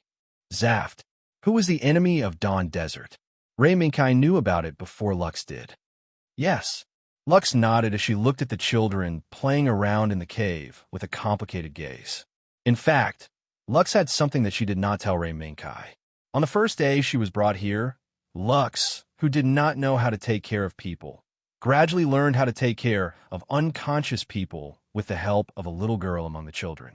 This was especially so after learning that the little girl's parents had died in an attack from Zaft. Lakis subconsciously avoided the little girl and didn't know how to face the little girl's smile. What's wrong? Ray Minkai immediately noticed Lux's strange behavior. But Ray Minkai, who had just woken up, did not know that Lux had such a dispute with a little girl among the children. No, it's nothing. Lux shook her head and pulled Ray Minkai to find Seb without any explanation. The appearance of the two quickly walking in the camp attracted everyone's attention. Everyone had seen Lux's performance in the past week. Now that Ray Minkai had woken up, the people who didn't know the true identity of the two greeted them warmly. You seem to be very popular. Ray Minkai looked at his surroundings in astonishment. For the first time, he realized that Lux's affinity did not seem to be able to differentiate between friend and foe. No, it's nothing. Before Lux finished speaking, she was interrupted by a commotion in front of her. The rumbling sound of engines resounded through the valley. But strangely, it did not seem to be the sound of a bugle horn announcing the return of victory. Instead, it sounded like a mixture of howling and painful sounds. Quick, take out the medical kit. Doctor, get the doctor here. Quick, quick. As soon as the surrounding crowd heard the messy engine sounds, they suddenly burst into an uproar. Those with quick reflexes even rushed out with first aid kits. Ray Minkai reached out and grabbed the person who walked past him. What happened? That person frowned, but after realizing that it was Ray Minkai, he nodded. It's an attack. It's the Baku team led by the Desert Tiger. They razed the town we came from to the ground. Now, everyone in the town is rushing back here, and there are even many injured people. What? Without waiting for Ray Minkai to think carefully, Lux froze on the spot. Everything that she had heard in the past week was not as impactful as what she had just heard. Kai, I want to go. I want to see it for myself.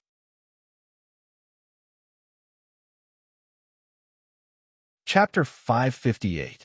The noisy crowd, the panicked faces, the eyes that had lost hope, and the children who had been separated from their parents in the midst of the chaotic crowd were all that Lakis saw at that moment. Go. Just do as you wish. Ray Minkai said softly. Lakis turned around and exchanged glances with Ray Minkai. With Ray Minkai's silent approval, she quickly walked up and carried the child who was standing in the middle of the chaotic crowd. She softly comforted the child's emotions. What a tragedy! Ray Minkai moved his gaze and looked at the chaotic scene. It's Zaft. According to the townspeople, it was Zaft's Baku who destroyed our town. Even the food and weapons we stored in the cave at the foot of the mountain were destroyed. It was Seb, unknowingly, the leader of the Dawn Desert, had come to Lei Minkai's side and watched the chaotic situation with him. Aren't you going to command? Ray Minkai looked to the side and asked tentatively. Seb shook his head. It's not the first time. Everyone is used to it. You should know how to deal with these things. Then, Seb didn't seem to want to continue the topic. Instead, he changed the topic to Ray Minkai. I heard you and your sister are going to Scandinavia. That's a very far place. What surprised Ray Minkai was that Seb knew the location of Scandinavia very well. Ah, yes. We were going to take a passenger plane. For a passenger plane that can soar in the sky, the distance is nothing. But we encountered a battle on the way. It was an aerial battle between the Earth Union and Zaft. Ray Minkai half-truthfully explained what Lakis said to Seb and Carrie while adding some details. Seb listened quietly without interrupting Ray Minkai. When Ray Minkai finished, he slowly nodded. Is it the Earth Union and Zaft?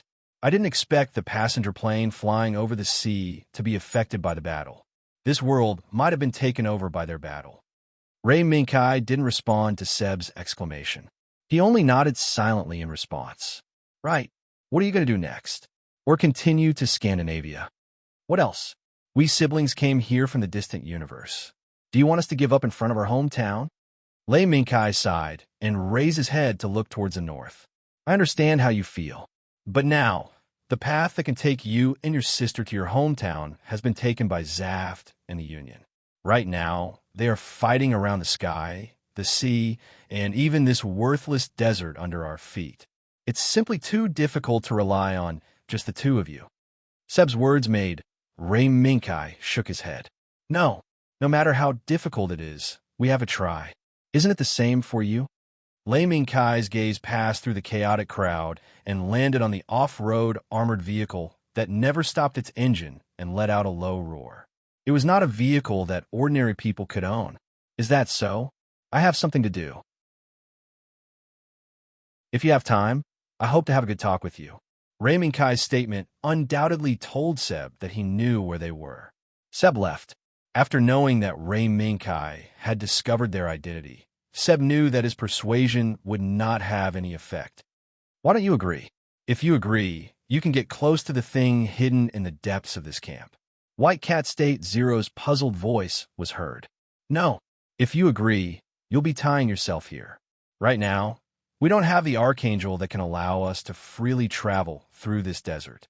If it was just Lei Minkai alone, he wouldn't have cared. But Lux was still here. If she stayed here for a long time, even if Lux's disguise was perfect, there would be a fatal flaw. After the Silver Wind incident, her iconic long pink hair and face must have become the symbol of plant in the Earth-Moon circle. At the same time, it was also the symbol of Zaft's suspension of large-scale military operations. Troublesome. Although White Cat State Zero knew about these relationships, it was still very unhappy. Let's wait a little longer. The commotion of taking in the refugees passed quickly. But as the work of taking in refugees ended, the atmosphere in the camp became extremely oppressive and angry. Let's go. Let's go teach those damned regulators a lesson. Let's go. Let's go. Seeing the miserable state of their loved ones and knowing that their hometown was destroyed by Zaft, the members of the Dawn Desert shouted angry slogans. They took their equipment and jumped into the armored off-road vehicle and rushed out of the valley. In front of this angry team, Seb's figure became the flag leading this revenge team. Beside him, the golden-haired girl, Carrie, was also there. She had also become a member of this revenge team. This is really reckless. Carrie. Ray Minkai watched the revenge team leave. When he returned to the camp, he saw that the children who were running back and forth in the cave were holding wooden firearms and running out of the camp in a large group. They were shouting the angry slogans of the adults. Ray Minkai could not help but frown. He reached out and pulled the children who ran past him. Where are you going? It's dangerous outside. No, we're going to fight Zaft. Yes, fight Zaft. Uncle Seb said that as long as the big guy behind us can move, we will take back our town. In an instant, lame Minkai, who was holding them back, became the target of the children. The children chattered noisily one after another. Although the children's words were without rhyme or reason, Ray Minkai heard a very important message. Big guy. A big guy who was hidden deep in the camp. It was the big guy that Seb and the others dragged back from the desert not long ago. Other than that, he could not get any more detailed information from the children. But Ray Minkai already had a certain guess. Big Guy Desert Resistance Organization. If these factors were combined, it was not difficult to guess that the big guy that the children were talking about was probably the land-type MS that Zaft used here, Baku. State 0. I know the real identity of the big guy deep in the camp. What? Ray Minkai did not care about the white cat State 0 surprise. Instead, he lowered his head and tried to find a breakthrough from the children, trying to get them to bring him to the depths of the camp. However, Lei Minkai was surprised by the result, because there was no one guarding the depths of the camp. To the Dawn Desert, the things piled up in the depths of the camp were just war wreckage that was dragged back from the battlefield. Other than being able to sell it to the trash merchants for money and finding supplies that might be useful, there was no other use for it. After a few words, Ray Minkai turned his head and brought him to the depths of the camp. Amidst the noise of the children, Ray Minkai saw the war wreckage that was piled up into a mountain. It was about 6 meters high, but it was difficult for Ray Minkai to see the end of the war wreckage from his current position. Ray Minkai saw the distorted appearance of the standard firearms used by the Earth Alliance. He also saw the Zaft's standard firearms that had melted by a third. He also saw the missile launcher that was covered with bullet holes but did not explode. Behind the missile launcher that covered most of his vision, he saw the head that looked like a dog's head holding the beam sword hilt in its mouth. Baku. As soon as he saw that familiar head, Lei Minkai immediately blurted out its name. Yes, that is Baku. Uncle Seb also said the same thing. Unfortunately, none of us can fix it. Otherwise, we can get rid of Zaft. Upon hearing the name of Baku, the children began to squabble again. Ray Minkai was already rejoicing in his heart. If this Baku could be activated, leaving this desert was just a small matter. State 0. Do you see it? I see it. You don't have to tell me. I know what to do. But you have to get rid of this group of little ones. White Cat State 0 was the same as Ray Minkai. The moment he saw Baku, he already had an idea. Ray Minkai nodded slightly. After sending the children away in the name of helping him find Lux, he stepped into the war wreckage alone. His footsteps crossed the twisted guns, the devastated missile launchers, and the cannons with half of the barrel cut off. He stood in front of Baku's head and quietly looked at the ultimate weapon buried in the war wreckage. White Cat State Zero's figure quietly appeared from the ruins and squatted on the left side of Ray Minkai. The barrel extended from the ruins and looked at the buried Baku. This body looks a bit like us. This is Baku. It is the MS developed by Zaft for land warfare. In this area, this type of MS has become the nightmare of the Earth Union and the native residents. Ray Minkai reached out and pushed aside a steel plate with a bullet hole next to Baku's head. He looked at Baku's single eye that had lost its brilliance and nodded slightly. State 0. It's up to you. Okay. The White Cat did not hesitate and directly used functional fusion and plunged into Baku's body. Not long after, a slight buzzing sound rang out, and the voice of State 0 also came out from Baku's body. Kai, get out of the way. I want this big guy to get out of here. Okay. Ray Minkai turned and quickly ran out of the war wreckage. He even pulled a long distance away from the ruins to avoid the aftermath of Baku's reactivation. Buzz. When Baku's single eye lit up again, a roar swept through the war wreckage. Kacha! Kacha! The huge beast-type MS struggled to get up from the rubble. The twisted gun, the broken missile launcher, and the broken gun barrel were all submerged by the thick sand and dust as the beast-type MS woke up again. Heavy noises and rumbling roars came from the depths of the camp. The members of the Dawn Desert who stayed behind to guard the camp all picked up their weapons and rushed over. However, they were surprised to see the electronic eye that was still incomparably bright even in the thick sand and dust. That's Baku. How is that possible? While shocked, these members subconsciously raised the weapons in their hands and pointed at the enemy, hidden behind the sand. Stop! It's not the enemy. I did it. I made it come back to life. At this moment, Ray Minkai spoke in time and stopped the Dawn Desert members. You, Kai, what happened? Before the members could ask Ray Minkai for details, Lux, who finally arrived, asked everyone's thoughts. It's Baku. I made that big guy come back to life. Boom! In the sand, there was a heavy trampling sound. As the huge figure passed through the sand and was completely exposed to everyone, the Dawn Desert members finally put down the weapons in their hands. Because among these members, there was no lack of people who participated in the siege of this Baku. On this Baku, they could naturally find the scars they left behind. How did you fix it? This Baku's power unit was clearly destroyed. The members of Baku looked at Ray Minkai in surprise. This is my personal secret. Sorry. Ray Minkai smiled lightly, no longer paying attention to the members of Dawn Desert who wanted to know the answer, and extended his right hand to Lux. Audrey, let's return the favor. Lux retracted her gaze from Baku and stared at Ray Minkai with surprise in her eyes. All right.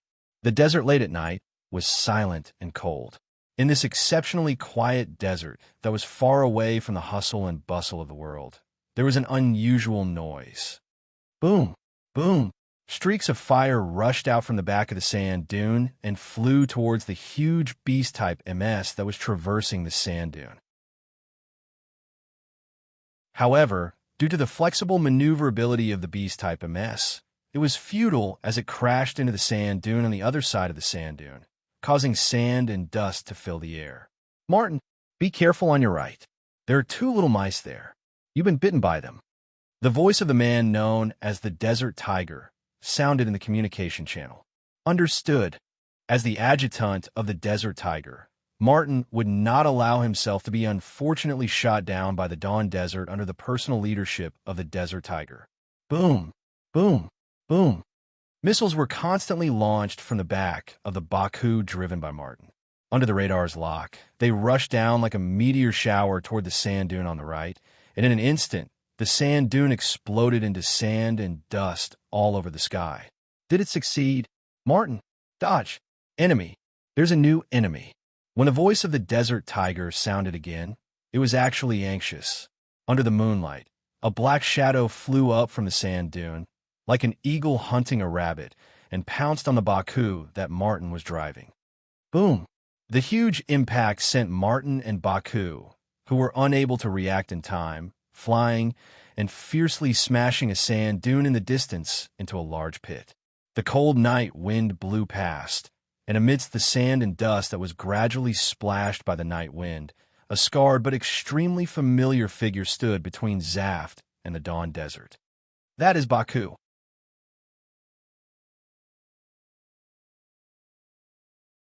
Chapter 559. The dust gradually subsided. When the steel body under the moonlight reappeared in the infrared telescope, the Desert Tiger was shocked. The steel body was full of scars. The broken armor, the exposed joints. Even the torso that should have been protected by the armor was full of holes. Especially the part of the power unit, Spectre. Under the weak moonlight, the hole where the power unit was located was particularly deep, as if there was nothing under that deep hole. Martin, change of target. Triangle formation, deal with that Baku. Butterfield put down the telescope in his hand, and his gaze became slightly dignified. Yes. Under Butterfield's command, the three Bakus abandoned their target on the spot, formed a triangle formation, and rushed toward the Baku that suddenly appeared in this battlefield. That's internal strife. Seb, who had escaped the calamity, raised his hand to wipe off the dust on his face, and looked at the Baku that would fall apart if it were hit hard. He didn't know where this Baku came from, why it intervened in this battle, and even blocked an attack for them. At this time, another off-road vehicle drove out from the back of the sand dune. Carrie, who was sitting on it, raised her hand and pointed at the broken Baku and shouted at Seb. That seems to be the Baku in our camp. How is that possible? That Baku is already scrapped. Even the trash merchants can't bring up the thought of recycling it. Seb subconsciously refuted Carrie's words, but in the next second he picked up the telescope at lightning speed, aimed at the broken Baku, and quickly adjusted the distance. As a result, at the left foot of the broken Baku, one could see that it was a child's graffiti at a glance. It was the graffiti that the children had drawn on the Baku when it was dragged back to the camp against Zaf's invasion of their home. How is that possible? That Baku's power unit has already been destroyed. No matter how unbelievable Seb was, the appearance of the Baku that should have been lying in the depths of the camp, waiting for its fate of being dismantled, was real. Seb, let's retreat. This is no longer a battlefield that we can participate in. Zazaka, who was driving the off-road vehicle for Carrie, waved at Seb and shouted. Seb gritted his teeth and got rid of the unrealistic thoughts in his mind. He raised his right hand high and swung it down. Go, let's retreat. As the sand and dust rose, the 4 remaining off-road vehicles in the Dawn Desert after this battle quickly disappeared into the tall sand dunes. Behind them was the moment when the 3 Bakus, who were attacking in a triangular formation, fought with the broken Baku. The dust brought up by Baku's high-speed tracks was like a small sandstorm. Everywhere it passed, it was covered by rolling sand and dust. Especially when the 3 Bakus joined forces to launch a high-speed assault. The rolling sand and dust seemed to cover the sky and cover the earth as it pressed towards the opponent. As the blazing wind swept through, the 2 Bakus on the left and right had already flown past the broken Baku, using the strong wind caused by its high-speed advance to suppress the movement of the broken Baku. Then, it was the killing move of the triangular formation. The Baku in the middle leaped high and crashed into the broken Baku like a meteor. Not to mention Seb. Even the Baku pilot, Zaft, thought that the Baku in front of him would be smashed into pieces if the Baku were to be hit by it. However, just as the Baku was about to hit, the broken Baku's figure suddenly flashed and disappeared from the Baku's sight. Then, a series of violent collisions and roars followed. Boom! The wings used by Baku were thrown high into the air, and their bodies rolled wantonly. After drawing an arc in the night sky, they were deeply embedded in the sand dunes. At the same time, Baku, whose wings were broken, rolled in the rolling sand and dust under the fierce impact and lost all movement. Sasa. Martin was shocked when he saw that the Baku driven by his teammate was knocked down by the broken Baku in an instant. Without thinking too much, Martin immediately took his remaining teammates and formed 2 formations. One in front and one behind. They launched a new round of attacks towards the broken Baku. Just now, the broken Baku first squatted down at the moment of the collision, then twisted its body and raised its claws to fiercely break Baku's wings. At the same time, it also counterattacked and sent Baku flying. Martin saw it all. That kind of nimble movement was simply impossible to do with the tattered body of the broken Baku. No, even a brand new Baku couldn't do that kind of action. If it was the captain, no, I can't do that kind of action. I'm just a human. Even if it's an adjuster, it can't escape the human framework. As if he knew the thoughts of his adjutant, Butterfield sighed in the communication channel. Then, the man who was known as the Desert Tiger gave an order that surprised his subordinates. Martin, stop fighting. Let's retreat. Now is not the time to fight with beasts. Butterfield withdrew his gaze from the broken Baku and shook his head slightly. There's actually a ferocious beast in this desolate desert. It's better to die than to live. This world, the huge steel beasts quietly confronted each other, neither attacking nor retreating. It was only when Baku, who had been sent flying by the broken Baku, stood up again that Baku, led by the Desert Tiger, slowly retreated, turned around, and quickly disappeared behind the dune. Don't chase. In the cockpit of the broken Baku, Lakis looked at the Baku in the distance and secretly breathed a sigh of relief. No matter what, she still couldn't be as decisive as Ray Minkai. No. This Baku is just barely operating now. That attack, just now, was probably the limit. If we continue, I'm afraid we'll have to pay a price to win. Ray Minkai shook his head, but in his mind he saw the man with the help of the White Cat State Zero. The man known as the Desert Tiger had a pair of eyes that seemed to be able to see through things. Then now, Lakis looked at the sand that gradually disappeared into the sky and asked softly, "Let's go back. If we don't go back, I'm afraid this Baku won't be able to hold on." Ray Minkai didn't confess the existence of the White Cat State Zero to Lakis. Until now, Lakis thought that Ray Minkai used some kind of mysterious emergency technology to activate the Baku. No matter what, to be able to avoid a fierce battle was a kind of luck for the resurrected Baku. After all, the White Cat State Zero's emergency measures couldn't completely resurrect it in just a few hours. After we go back, I need some time to repair this broken body. If I have the parts, I should be able to speed up the repair. If I can restore the power of the long-fanged lion form now, it won't be so troublesome. That damned MDE. Don't let me know who released it. Otherwise, I'll teach him a lesson. In order to survive the MDE explosion, the White Cat State Zero was forced to use up all its strength and still couldn't recover. The memory was still fresh in its mind, and it constantly talked about it. The moon set and the sun rose. As the cold temperature gradually left the desert, Seb, who was standing on a hillside near the camp, finally saw the rolling sand in the sky. "It's him. It's that Baku. They're back." Carrie, who had been keeping watch with him all night, raised her binoculars and observed carefully. She immediately shouted loudly. Seb put down the binoculars in his hand and turned to look at the man standing behind Carrie, Sasaka. Everything was understood without words. When they returned to the camp, the members who stayed behind immediately flocked to tell Seb about Ray Minkai activating the broken Baku. This allowed Seb, Carrie, and the others to confirm the identity of the broken Baku. However, when Seb and Carrie asked the whole camp, they didn't know.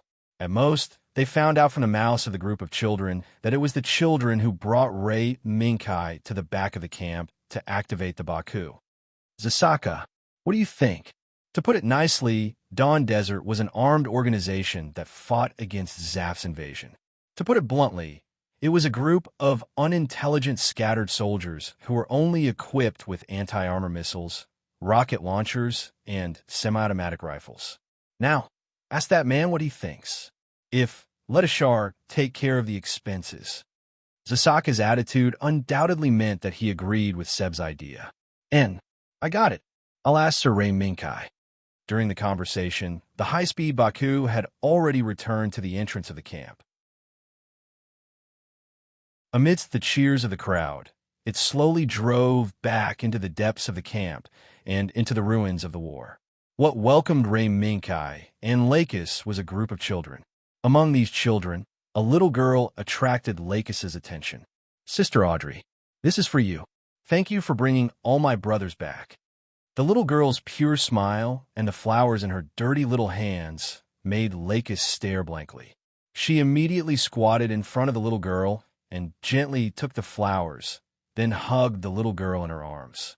"Thank you." The situation at Lakis's side made Ray Minkai slightly surprised, but before he could think about it, the crowd that welcomed them back parted to let Seb, Carrie, and Zasaka face Ray Minkai. "Ray Minkai, how did you make this Baku move again?" That was clearly Carrie, who could not hide her thoughts, immediately opened her mouth and asked. "That's my personal secret. I'm very sorry. I can't tell you." After apologizing, Ray Minkai looked at Seb, Mr. Seb. "Right now, us siblings have found a way to leave this desert and head to Scandinavia. But I still need some help. Of course, if Mr. Seb is able to help, I can promise you one thing." Ray Minkai's preemptive show of strength stunned Seb, and he almost did not react in time. Originally, when Seb found out that the person who made the broken Baku move again was Ray Minkai, he could not help but think of making Ray Minkai stay. That was why Seb and Zasaka had a brainless conversation just now. Seb wanted to make use of the financial resources of the Obasha family, who stood behind Carrie and Zasaka to completely repair Baku. But he did not expect Ray Minkai to be one step ahead of him. This, to be honest, Seb hesitated. The fact that the broken Baku could move again was undoubtedly a once-in-a-lifetime opportunity for Dawn Desert. If you just want to chase that tiger Zaft out, I might be able to help. While Seb was hesitating, the bait that Ray Minkai threw out once again was so tempting. At the end of the day, Seb wanted Ray Minkai to stay because of Baku and the person who could pilot it. Dawn Desert may have been attacking everywhere in the desert all day long, but in reality, they only used anti-armor missiles and the like at most. If they wanted to rise to the level of MS, they would be caught unprepared. Instinctively, Seb looked at Carrie and then at Zazaka. After knowing that Ray Minkai was willing to help Dawn Desert expel Zaf's army, Carrie's impression of Ray Minkai had improved. As for Zasaka, after seeing Carrie's expression, he slowly nodded. "All right, then welcome, Sir Kai Brittany." Looking at Seb's right hand, Ray Minkai smiled. "Just call me Kai. Also, I want to quickly repair this body. Does Mr. Seb have any good ideas?" After saying that, Ray Minkai sighed. "It's my fault for being reckless. When this body was just able to move, I drove it out to fight the tiger. Now, although the tiger has retreated, it will inevitably launch an even fiercer attack. Because of this Baku." Carrie's words made Ray Minkai slightly surprised. She had actually thought of this? Yes, no matter who it is, as long as they see an MS that should belong to them appear in the enemy's formation, they will inevitably have the idea of destroying it. Then we have to speed up. Ray Minkai's words made Seb's expression turn serious. He looked at his subordinates and softly asked, "Those trashy merchants should be here soon, right?" "Yes. According to the previous agreement, the trashy merchants should be here in the afternoon." Although Seb and his subordinates spoke softly, Ray Minkai caught the key word, trashy merchants. Trashy merchants? Ray Minkai slightly frowned, but there was a trace of anticipation in his heart. If it was those trashy merchants, repairing the Baku would no longer be a problem. After all, in this desert, apart from the Desert Tiger and Bartfeld Zaft army, there were only people who could have Baku's standard parts. Only the scrap merchants who recovered all kinds of parts and body wreckage from the battlefield. However, he did not know who the trash merchant would be.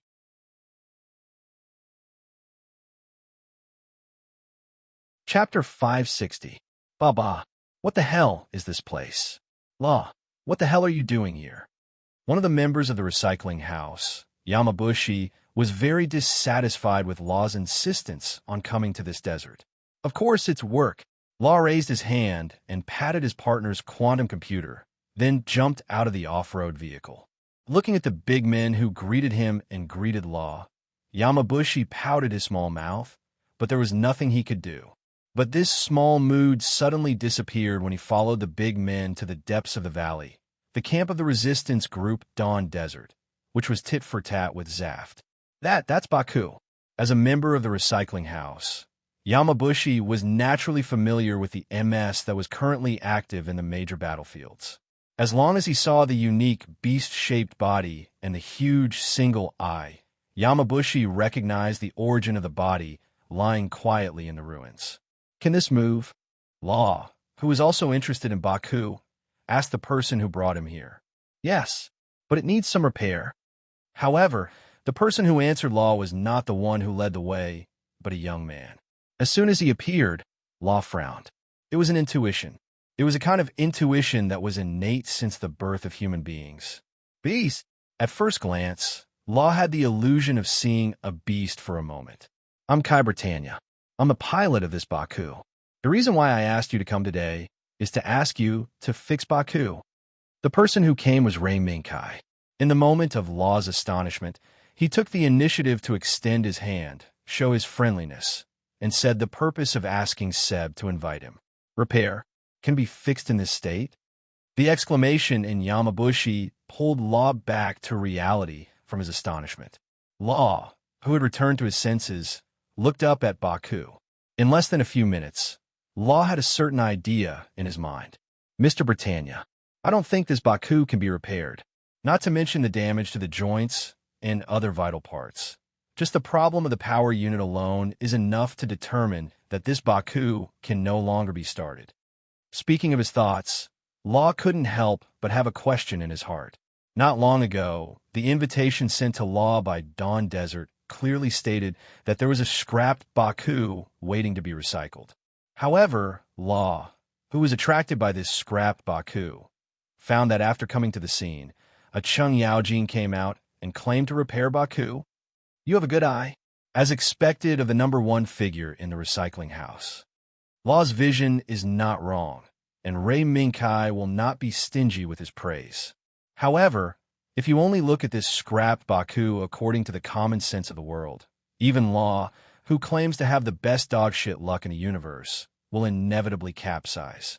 Of course, I'm the leader of recycling. Being praised by Ray Minkai, Law was naturally a little light. However, Ray Minkai's next sentence stunned Law. But this Baku has already been activated by me. Pada! Ray Minkai snapped his fingers, and Baku's huge single eye suddenly lit up, and after turning left and right, it stopped at the left position where it could look at Law. What surprised Law was not only this. Baku, which had been judged by Law to be unable to start, slowly stood up and looked down at the two shocked people. Surprised, isn't it? This is why I asked Mr. Seb to invite you to repair Baku. After knowing that the action he and White Cat State Zero had discussed had shocked Law, Ray Minkai struck while the iron was hot again. Yes, I agree. However, I want to know how this Baku can be restarted with the power unit damaged. At this moment, the Baku, which was judged to be unable to be restarted, had aroused Law's interest. If Ray Minkai asked for a reduction in the subsequent repair costs, I'm afraid that Law, who is full of research on how to make the body start again when the power unit is damaged, will agree. Fortunately, Ray Minkai did not have the idea of looting a burning house. Then, the two of you in the recycling house, please repair this Baku. If there is anything you need, please make a list, and I will arrange it for you. However, my request is to completely repair this Baku. No problem. Law, who was already in a daze, did not care about what Ray Minkai's words meant. He carried 8 on the spot, jumped into the cockpit of Baku, and began the body inspection. Sorry, Kai. Bree? Yamakushi sighed helplessly and tried to apologize to Ray Minkai, but found that he could not remember Ray Minkai's name. Just call me Kai. Mississippi, Ray Minkai didn't care about Luo and Yamashiro's rudeness. He smiled and let it go. Yes, thank you very much. Mr. Kai, we will do our best to repair this Baku for you. It's just that some parts may be needed in the process of repair. If our mothership home is still there, I'm afraid this little thing will not bother you. So, I hope you could try your best to find it. Home. It's the name of the recycling house's mothership. Based on the current time, Law should have already encountered the golden machine and used up all his energy in the fierce battle.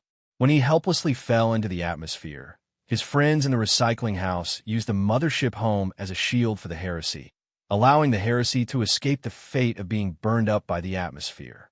But the price was that home became the scapegoat of the heretic Red Machine.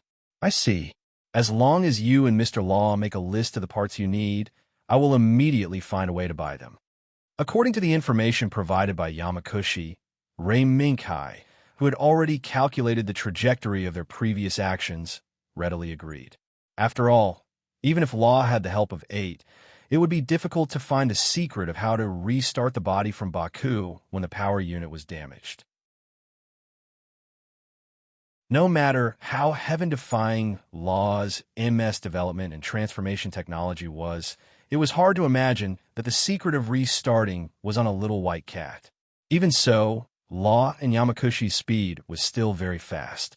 In less than half an hour, the list of parts needed to repair Baku was listed by the two. Mr. Kai, this is the list needed to repair Baku. Most of the parts on this list will be sent by someone. Well, it's those specially marked parts. In addition to these parts, the rest of the parts will depend on Mr. Kai to buy them yourself. When Law was fully immersed in studying Baku, Yamakushi took the list and explained it to Ray Minkai one by one. Fortunately, I learned it from Mr. Seb. These parts can be purchased in a nearby city. It's just that the city seems to be under the control of Zaft. Zaft? Ray Minkai raised his eyebrows and immediately thought of which city Yamakushi was talking about. That is, the city controlled by Zaft Army under the command of Desert Tiger Andy Butterfield. What a coincidence! Ray Minkai secretly said and nodded. I will buy it. However, I hope that when I leave, you can continue to work and disinfect all the faults that can be solved on hand. Kai, don't worry, I will solve it as soon as possible. Especially after the professor sends the remaining parts, I will speed up the repair process. Sitting in the cockpit of Baku, with the hatch open, Law waved to Ray Minkai. Good, it's a deal. The man in exaggerated beach clothes, straw hat, and eyes covered by a pair of sunglasses had his hands in his trouser pockets and wandered around the street leisurely. From time to time, he stood on a fruit stall and looked at the rare temperate fruits in the desert. Sometimes he squatted on the blanket stall and pulled a blanket with the shopkeeper to discuss the price loudly. Sometimes he sat on the table in front of the tea house and had a cold drink. Such a man, no matter who it was, seemed to have only one impression. He was just a tourist wandering around. Today's popularity is not bad. The eyes hidden under the sunglasses sharply looked at the people around him, and he could see the movements and expressions of the passers-by around him. Suddenly, the man's movements suddenly stopped. His sudden change startled the people hiding in the dark, and they quickly hid their whereabouts for fear of being discovered by the man. But just as the person hiding in the dark was trembling in fear, afraid that he would be discovered, the man strode to the door of a restaurant with a table facing the street. His eyes were like torches as he looked at the man and woman sitting in the corner. What a rare sight! I didn't expect such a person to appear in this desert.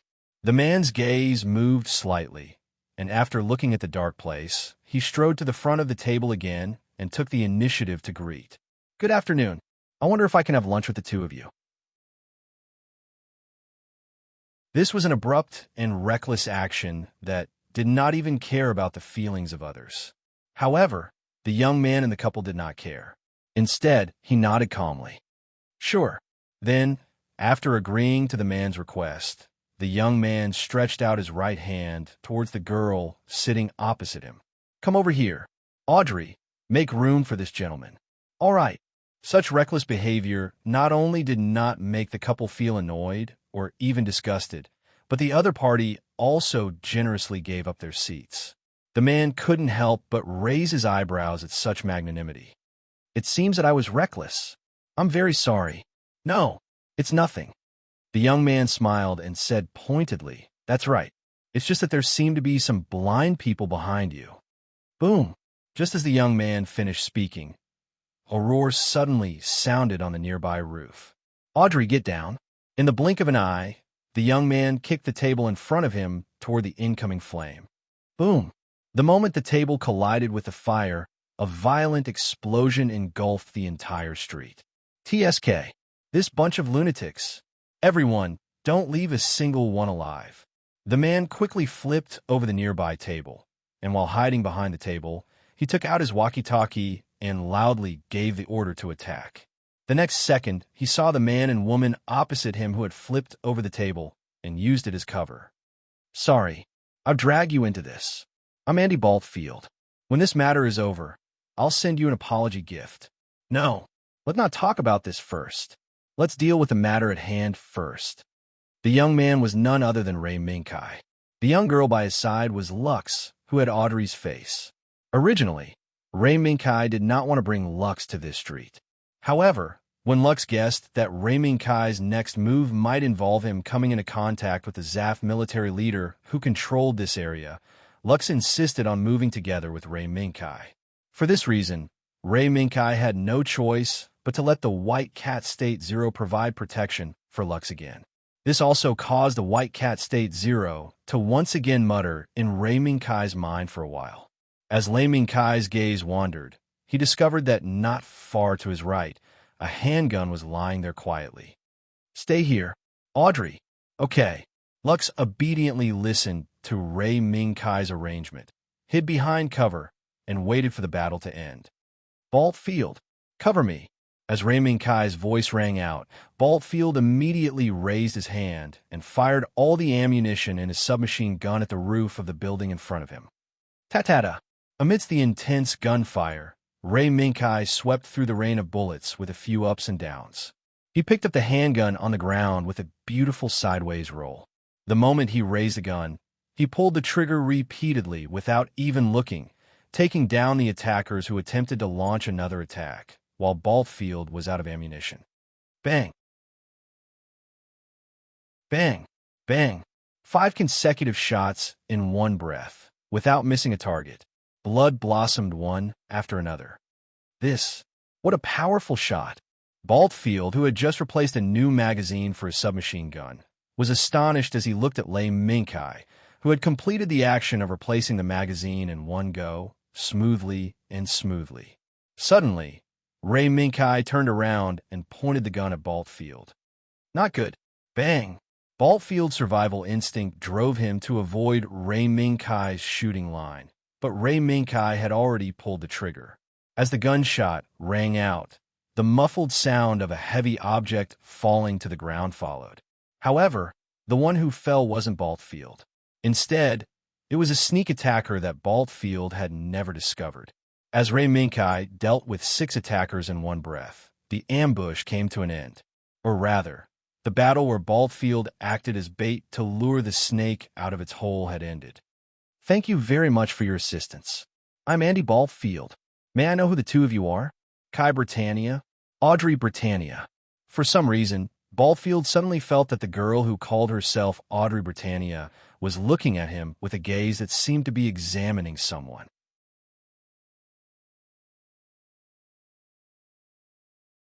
Chapter 561. Under Butterfield's lead, Ray Minkai and Lakis, who had been invited to the Desert Tigers base camp, exchanged glances at the door. Not long ago, after the end of the attack, Butterfield had invited Lei Minkai and Lakis with the excuse that Lakis's clothes had been dirted by the mud splashed by the stray bullets during the fierce battle. At first, Ray Minkai was somewhat hesitant. Lakis' disguise was not perfect. The pendant that could use holographic projection to disguise her true appearance would inevitably lose its disguise effect at some point. However, Lux immediately agreed to Butterfield's invitation. Kai, it's all right. For this reason, Lakis took the initiative to cast a reassuring glance at Ray Minkai. Thus, the two of them stood at the entrance of the Desert Tigers base camp. In the open door, a woman in blue was already waiting there. When she saw Lakis, who was wearing muddy clothes, she smiled at Butterfield and asked, "Is that her? Andy?" "Yes. I'm counting on you." "Aisha."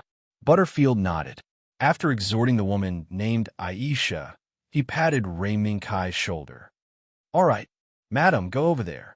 We'll go over here." Ray Minkai, who was secretly reminding the white cat to protect Lakis in his mind, nodded. He accepted Butterfield's invitation and walked into the spacious living room. "Sit anywhere. Please wait for a moment. There will be drinks prepared immediately." Butterfield gestured for the soldiers outside to close the door and turned to Ray Minkai. "What do you want to drink?" "Oh, sorry. I only have coffee here. How about a cup of water?" Ray Minkai glanced at the coffee set behind Butterfield and slowly nodded. "Coffee will be fine. Then wait for a moment."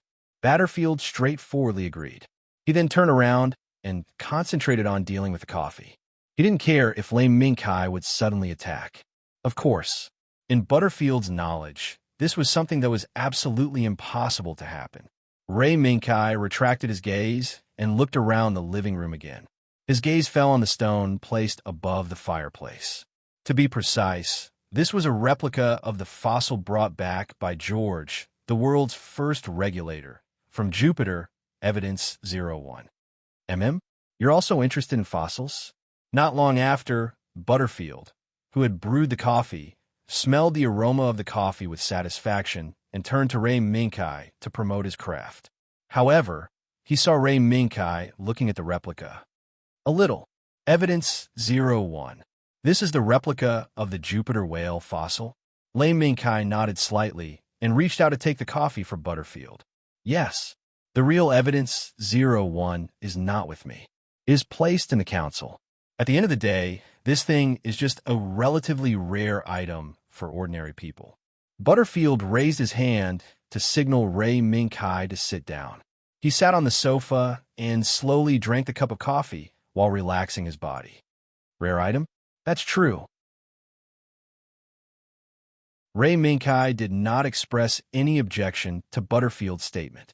For most people, a fossil from ancient times was indeed a relatively rare item. Then what about you? What do you think the existence of Evidence 01 means to us? The future.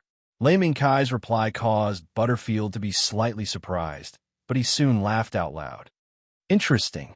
But now, a war has engulfed the entire human race. Do you think there is still a future in such a situation? No. Ray Ming-kai's answer made Butterfield stunned again. This is really surprising. Butterfield raised his cup and slowly drank a mouthful of coffee. He looked at Ray Ming-kai. I thought you would say that there is still a future for mankind. I didn't expect it to be such a surprising answer. I thought that the person with those eyes would be an existence that wantonly destroys everything. The keywords mentioned by Butterfield made Ray Ming-kai slightly squint his eyes. Yes, they're a pair of beast-like eyes. Butterfield faintly smiled and raised his cup towards Lei Ming-kai, indicating that Lei Ming-kai didn't need to be polite. Then, he said meaningfully, "Is that so? I wonder where Butterfield has seen those eyes." "And where?" Butterfield muttered to himself for a moment, then waved his hand indifferently and smiled. "I forgot.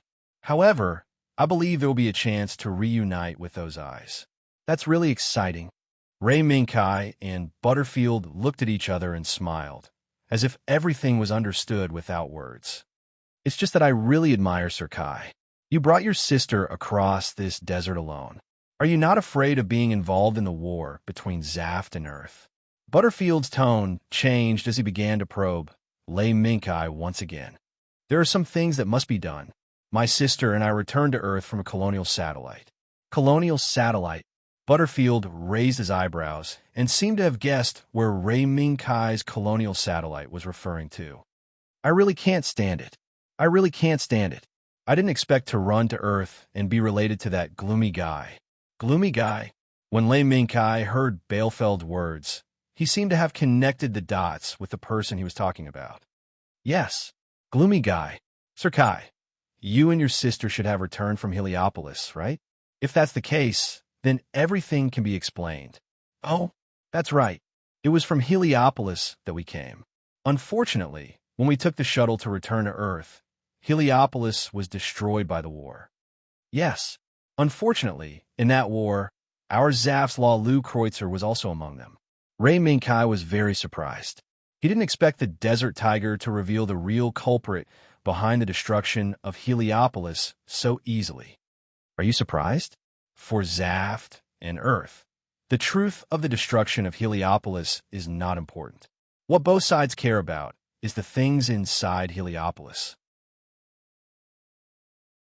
Although the Desert Tiger exposed Kreutzer's glorious deeds in one breath, when it came to the secret behind Heliopolis, he kept silent. Anger? Suddenly, he launched an attack at the Desert Tiger, only to be shot to death by the soldiers who heard the commotion in the room. The Desert Tiger's test at this moment was undoubtedly to provoke Ray Ming-kai's bottom line. However, Ray Ming-kai was not born in Heliopolis and did not have much affection for Heliopolis, the colonial satellite. What he had was disgust toward the actions of Kreutzer and the others. Therefore, the Desert Tiger's test again and again only received Ray Ming-kai's silence. "Sorry, those are things of the past. It's not something worth fussing over. Come, coffee has to be drunk while it's hot." Butterfield raised his cup again and invited Ray Ming-kai to finish the rest of the coffee. When they finished their coffee, there was a knock on the door. "Andy, you've changed your clothes." "Oh, is that so? Then come in quickly. The coffee is getting cold." The moment the door opened, an angel descended. A white gauze dress gently wrapped around Lakis. As the door opened, a light breeze blew, and the fluttering dress made Lakis look particularly elegant. The only pity was that Lakis could not show her true appearance, but stood here with the face of a black-haired girl. Therefore, Lei Mingkai always felt that something was missing from the beautiful scene in front of him. However, this was only Rei Mingkai's personal opinion. Butterfield was very satisfied with Aisha's gaze and Lakis's beauty. It seems that my apology has been properly delivered. Aisha, thank you for your hard work. Butterfield nodded his head in satisfaction. No, this is what I should do, isn't it? Andy. All right, Audrey, go in. I believe your brother has been waiting for a long time. Hearing this, Lakis nodded slightly to Aisha to express her gratitude and walked gracefully to the sofa. Come, Audrey, over here. Rei Mingkai extended his right hand to Lakis and invited her. Lakis graciously placed her hand on Rei Mingkai's hand and followed his lead to sit beside him. What do you think? Aisha's gaze has always been good. Butterfield suddenly winked at Rei Mingkai. Very beautiful. Thank you very much. While Rei Mingkai and Butterfield were exchanging pleasantries, Lakis also noticed the replica placed on the fireplace. Evidence 01? Oh, little girl, you also know the origin of this fossil? Lakis retracted her gaze and nodded. Yes, teacher actually mentioned it to me. According to teacher's description, this might be the future of mankind. Future? You siblings really have the same view. Butterfield glanced at Lux with great interest before continuing to ask, You're the one who's going to die. Then, where do you think the future of mankind lies? In this war? Lakis lowered her gaze, but did not immediately answer Butterfield's question. Perhaps she was hesitating on whether she should answer.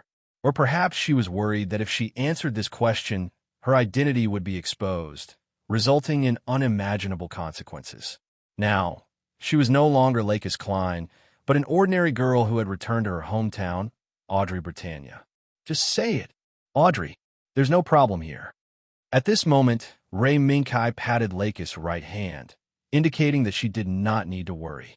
Lakis looked up and exchanged glances with Rei Mingkai. She saw that Rei Mingkai's eyes were filled with encouragement and confidence, and nodded silently. Captain Butterfield, this war is not the future of mankind. It's only the internal strife of mankind and the tyrannical behavior of using all sorts of so-called righteousness to kill the other party. The longer this war lasts, the more uncertain the future of mankind will be. Oh, a glint flashed across Butterfield's eyes as he continued asking. Then, how do you think this war will end? Where will it end? Who will end it? I don't know. Lakis's answer was abnormally straightforward. There was no hesitation at all. You don't know? Butterfield was stunned for a moment before he laughed out loud. Ha ha ha ha. Interesting. Interesting. You think so too? Kai, I don't know. Rei Mingkai's answer was the same as Lakis. Is that so? I didn't expect a man with beastly eyes to be like this. Is it because of the person you are protecting? Kai Britannia. No. Perhaps I should call you Baku's pilot? You? Just as Lakis spoke, Rei Mingkai stood up decisively and blocked in front of Lakis. Don't be nervous. It's because of this that your debt is so big. Her Royal Highness naturally doesn't lack knights by her side, but there's only one true knight protecting her. I'll call you Kai. Do you want to start a war?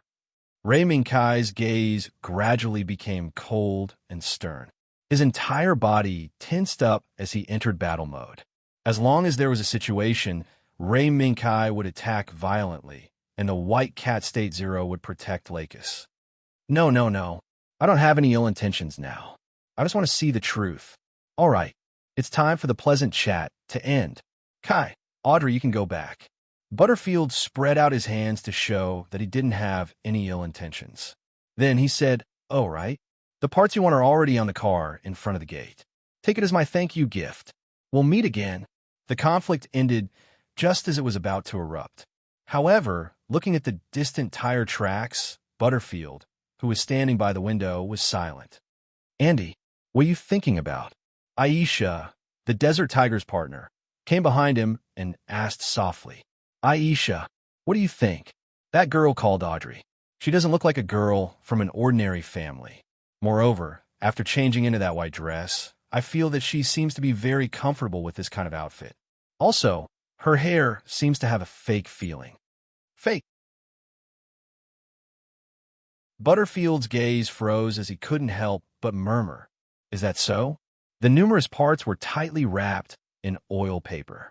Even the sand and dust swept up by the hot desert wind couldn't penetrate the paper and cause any damage to the parts. Sha sha sha. The car's tires constantly rolled the sand below. As the sand was lifted into the air, the car quickly shuttled between the sand dunes.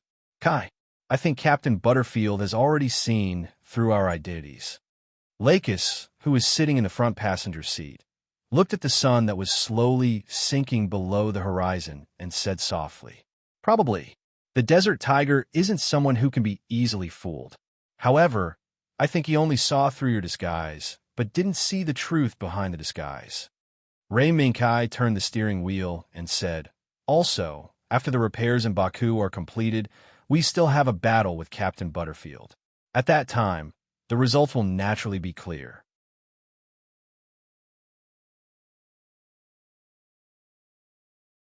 Chapter 562. It's done. After 3 days and 3 nights of hard work, Law announced loudly that the repair work of the Baku was over. As soon as they heard Law's shout, the men, women, and children who had been paying attention to the repair work from beginning to end suddenly burst into loud cheers. It was as if this Baku would become their strongest trump card against Zaft. In fact, it was, "Thank you, Law." Ray Minkai looked at the armor with obvious color difference on Baku and nodded with satisfaction. "No, this is what I should do. If it weren't for the standard Baku parts you got, I'm afraid it wouldn't have been possible to complete the repair in such a short time." Law understood that even if his technology was strong, in the absence of parts, he could only grasp blindly. Therefore, he was not as lightly praised by Ray Minkai as before. "Speaking of which, can you buy standard Baku parts in nearby towns?" Sure enough, because the repair work was too busy before, Law, who was idle, still noticed the problem of the source of parts. "No, it's just a moment of good luck." "Okay, Law, since the work is done, you can go to Zasaka to settle the bill." Ray Minkai raised his hand and patted Law on the shoulder, trying to divert his attention. Ray Minkai's approach was successful. With just a soft sentence, Law's attention suddenly shifted from the parts to the reward. "Oh, yes. Now we are still short of money to buy a new home. I'll go over first. Kai, I'll ask you about it later." Even if his attention was diverted by the reward, Law was still very persistent about the situation where the Baku power unit could be restarted after the power unit was damaged. Because while the repair work was going on, Law not only took advantage of his free time, but also asked his AI assistant Little Hatchie to look for records in the Baku system at that time. As a result, he naturally found an abnormal record, but it was of no help to Law in finding the truth. "State 0. Law is eyeing you." Looking at Law's back, Ray Minkai smiled slightly and did not forget to tease the white cat State 0. "Just let him find it. If he can find me, it's my loss." The white cat's disdainful voice sounded in Ray Minkai's mind. In order to conserve energy as much as possible, the white cat State 0 even gave up its usual white cat image and followed Ray Minkai like a shadow. Baku had been repaired. Next was the final battle to leave the desert. Ray Minkai looked at the Dawn Desert member who had painted Baku white, gold, and red according to Ray Minkai's idea and nodded slightly. The sun set and the moon rose. The desert was still the same desert. However, in this blazing desert, there was a white, golden, red, tricolored Baku slowly moving along the edge of the desert, as if it was a ferocious beast patrolling its territory. It was focused and vigilant. Through the binoculars, a pair of eyes watched from afar as the white Baku slowly patrolled along the edge of the desert. Just like a lion patrolling its territory, Butterfield put down the binoculars in his hand, then threw it behind him, and remained silent. Yesterday morning, Butterfield, who had just woken up, did not have time to wash up before an urgent message disrupted his morning routine. It was a Baku. It was a Baku that had never been seen before. It was slowly moving along the desert, controlled by the Zaft army, led by Butterfield. During this period, There was a Baku patrol team that tried to stop this Baku of unknown origin, but the moment they were stopped, they were easily dealt with by the white Baku. The strange thing was that the other party did not kill this Baku patrol team, but instead allowed the pilot to escape from the scrap Baku. After learning about this situation, Butterfield, who was known as the Desert Tiger, already understood that the other party was inviting a battle. Whether it was an encounter with the Baku patrol team or deliberately letting people come back to inform, there was a message. The other party was waiting for him, waiting for the man known as the Desert Tiger to fight to the death. In this regard, Adjutant Martin expressed his objection. In his view, the sudden appearance of the white Baku with abnormal behavior might be a trap to lure the tiger away from the mountain. As long as the Desert Tiger led the team away from the base, the defense of the base would inevitably drop. At that time, it was very likely that they would be attacked. Wouldn't it be fine to leave 2 Bakus behind? Now, the Earth Alliance army is running everywhere under the attack of Gibraltar. Butterfield did not care much about Adjutant Martin's worries. A hot breeze blew in his face, and Butterfield's thoughts gradually woke up from his memories. In his increasingly clear vision, a white flash quietly rose from the layers of sand dunes in the distance, like a small sun. "Andy, it's coming." Behind him, Isha, who had already changed into a pilot uniform, softly called out to Butterfield, "It's coming." Butterfield suddenly sneered in his heart. No matter what the result was today, the Desert Tiger's head would have an additional title that would make people laugh at him. Coward? Making a fuss over nothing? All kinds of thoughts emerged one after another, but in the end, they were all dispelled by Butterfield's cold snort. "Martin, begin. Attack with all your might." Yes. Martin, who had been following the Desert Tiger for a long time, and the other subordinates loudly responded to the command of their respected captain. Billowing sand and dust rose into the air, covering half of the sky. Even from a distance, one could already see the billowing sand and dust constantly surging in this direction, as if the Grim Reaper's scythe was slashing horizontally at the target's neck. "Lux, are you ready?" In the cockpit of the white Bakus, Ray Minkai looked at the sweeping sand and dust with a serious expression. "Yes, I'm ready. Let this battle be the key to Scandinavia." Kai. The cockpit of the white Bakus, under the control of the White Cat Type 0, had already changed from a single seat to a double seat. Sitting in the back seat was not the black-haired girl named Audrey Britannia, but a girl with long pink hair named Lux Klein wearing a formal suit. She wanted to see this battle from the beginning to the end with her own eyes and witness the thoughts of the man named Desert Tiger, Andy Baldfield. Then, she would make the choice that she, Lux Klein, should make. Boom. In the sky full of sand and dust, 2 shadows tore through the sand and rushed straight to the location of the white Bakus like lightning. Facing the lightning-like attack, the white Bakus only slightly bent its 4 legs and jumped to the left on the spot. When the attack landed on the sand and set off an explosion, it landed on the back of the sand dune on the left side and used it as a barrier to block the shockwave of the explosion.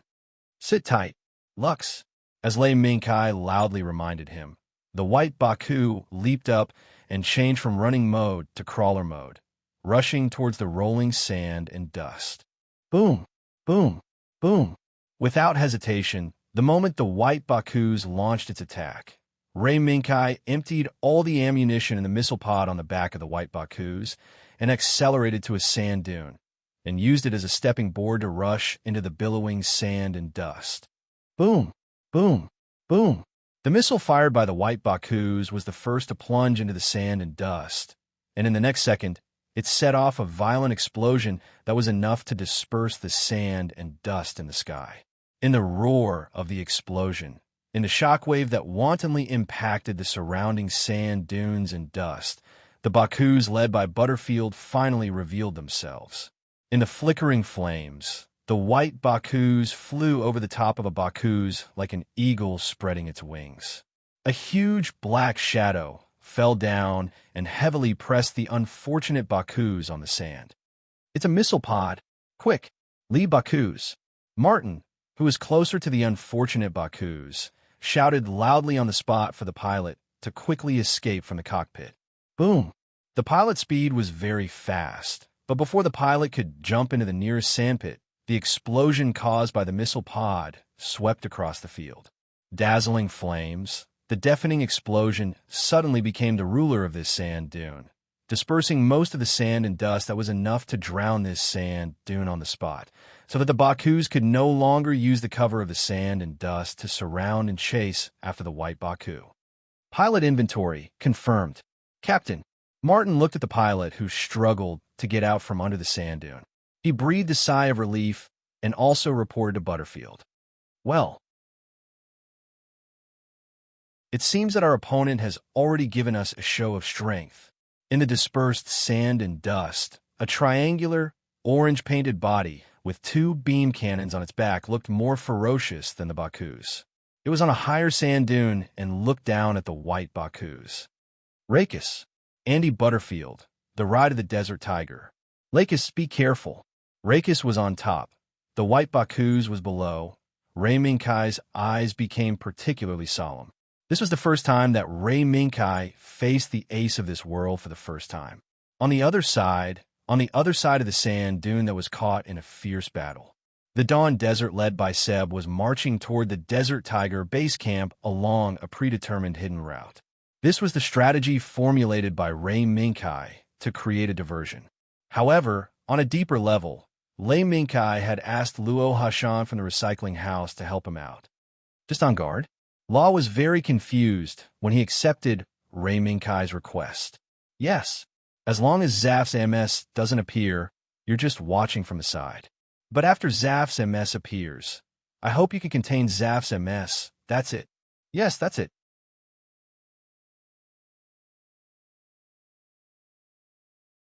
Chapter 563. The Bakus, led by Raku, stood on the uneven sand dunes, surrounding the white Baku in the middle of the many sand dunes, in a low-lying depression. Oomph. This battle formation is somewhat similar to before, but these David's deer won't be as noisy as those annoying saber-toothed tigers. White Cat State Zero said in Ray Minkai's mind. It seemed that the situation of being surrounded by the Bakus, led by Raku, reminded White Cat State Zero of the battle with the saber-toothed tigers in his hometown world. The opponent is not a metal organism, but a man-made machine. Ray Minkai felt the White Cat's emotion, but it was not a good time to be reminded of the past. Oomph. I know.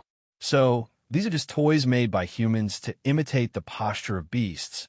Not worth mentioning at all.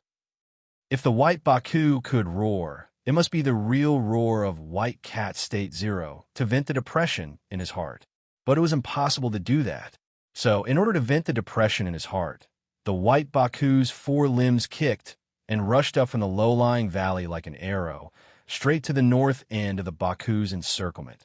The Baku with the electromagnetic cannon on its back. Be careful. This guy's close combat ability is very strong. Pull away. Cover fire.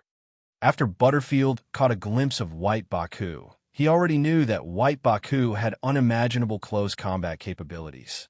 Even if he had a strong confidence in his Mississippi close combat ability, he did not dare to rashly let the white Baku rush up and be pulled into the dangerous close combat.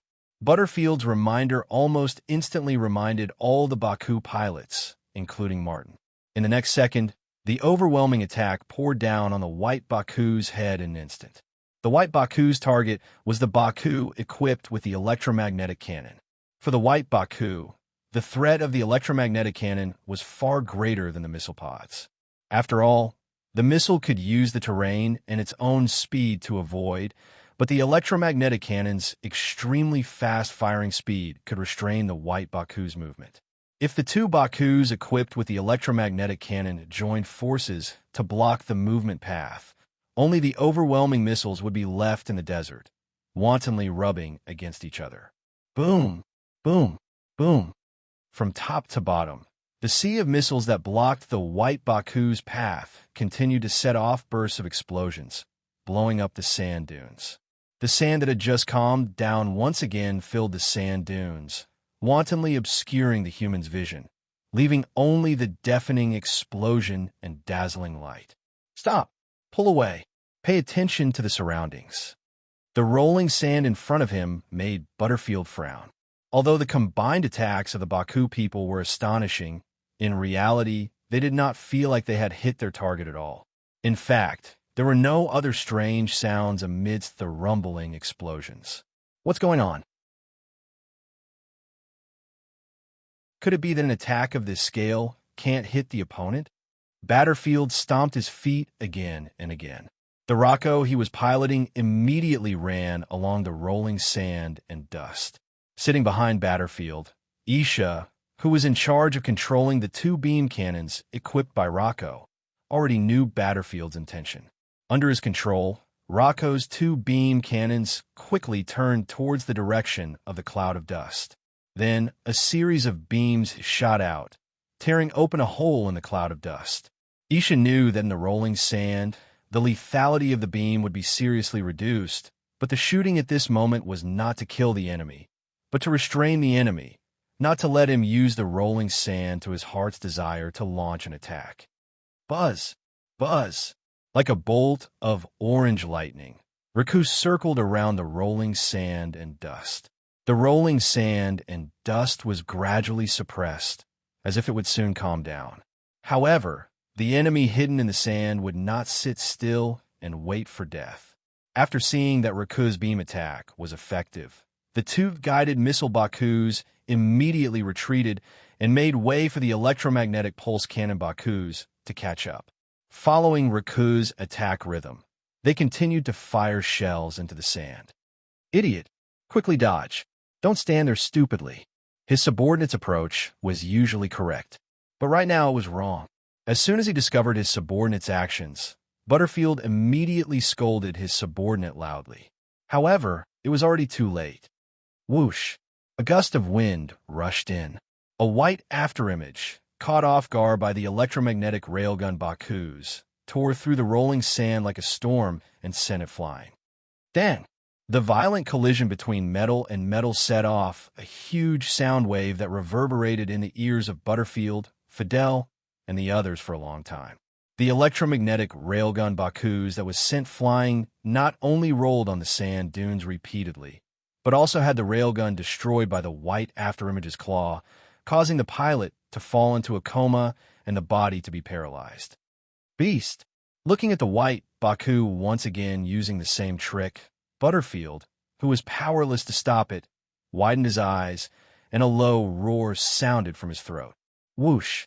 On the sand dune on the right, when a special sound of an electromagnetic railgun firing sounded, a burst of sand and dust suddenly exploded at the location of the white Bakus. It didn't hit.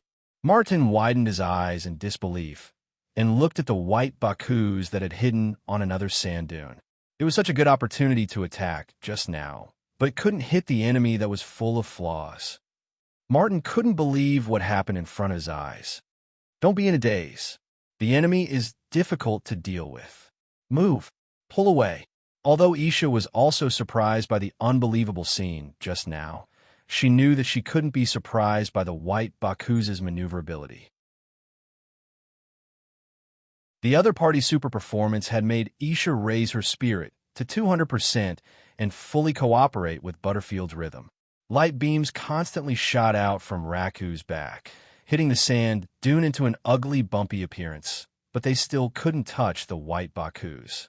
So fast. It's beyond the speed that the Bakus should have. Butterfield tried to use Raku's high maneuverability to chase the white Bakus, but unexpectedly found that he had seriously underestimated the white Baku's maneuverability. Captain, let's restrain the enemy's movement. Martin, who had recovered, immediately tried to restrain the white Baku's speed with the remaining two Bakus and limit its movement range, so that Raku could find the best opportunity to attack. Little did he know that this was exactly what Ray Minkai wanted. He was very clear that Butterfield seemed to be afraid of the white Baku's close combat ability.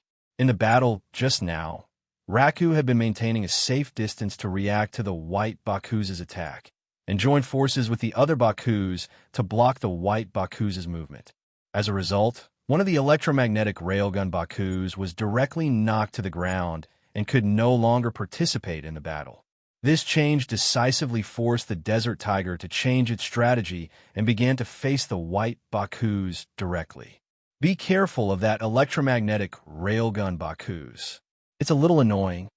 During the close combat, the White Cat State Zero looked at the electromagnetic railgun Bakus that was hiding far away and waiting for an opportunity to attack.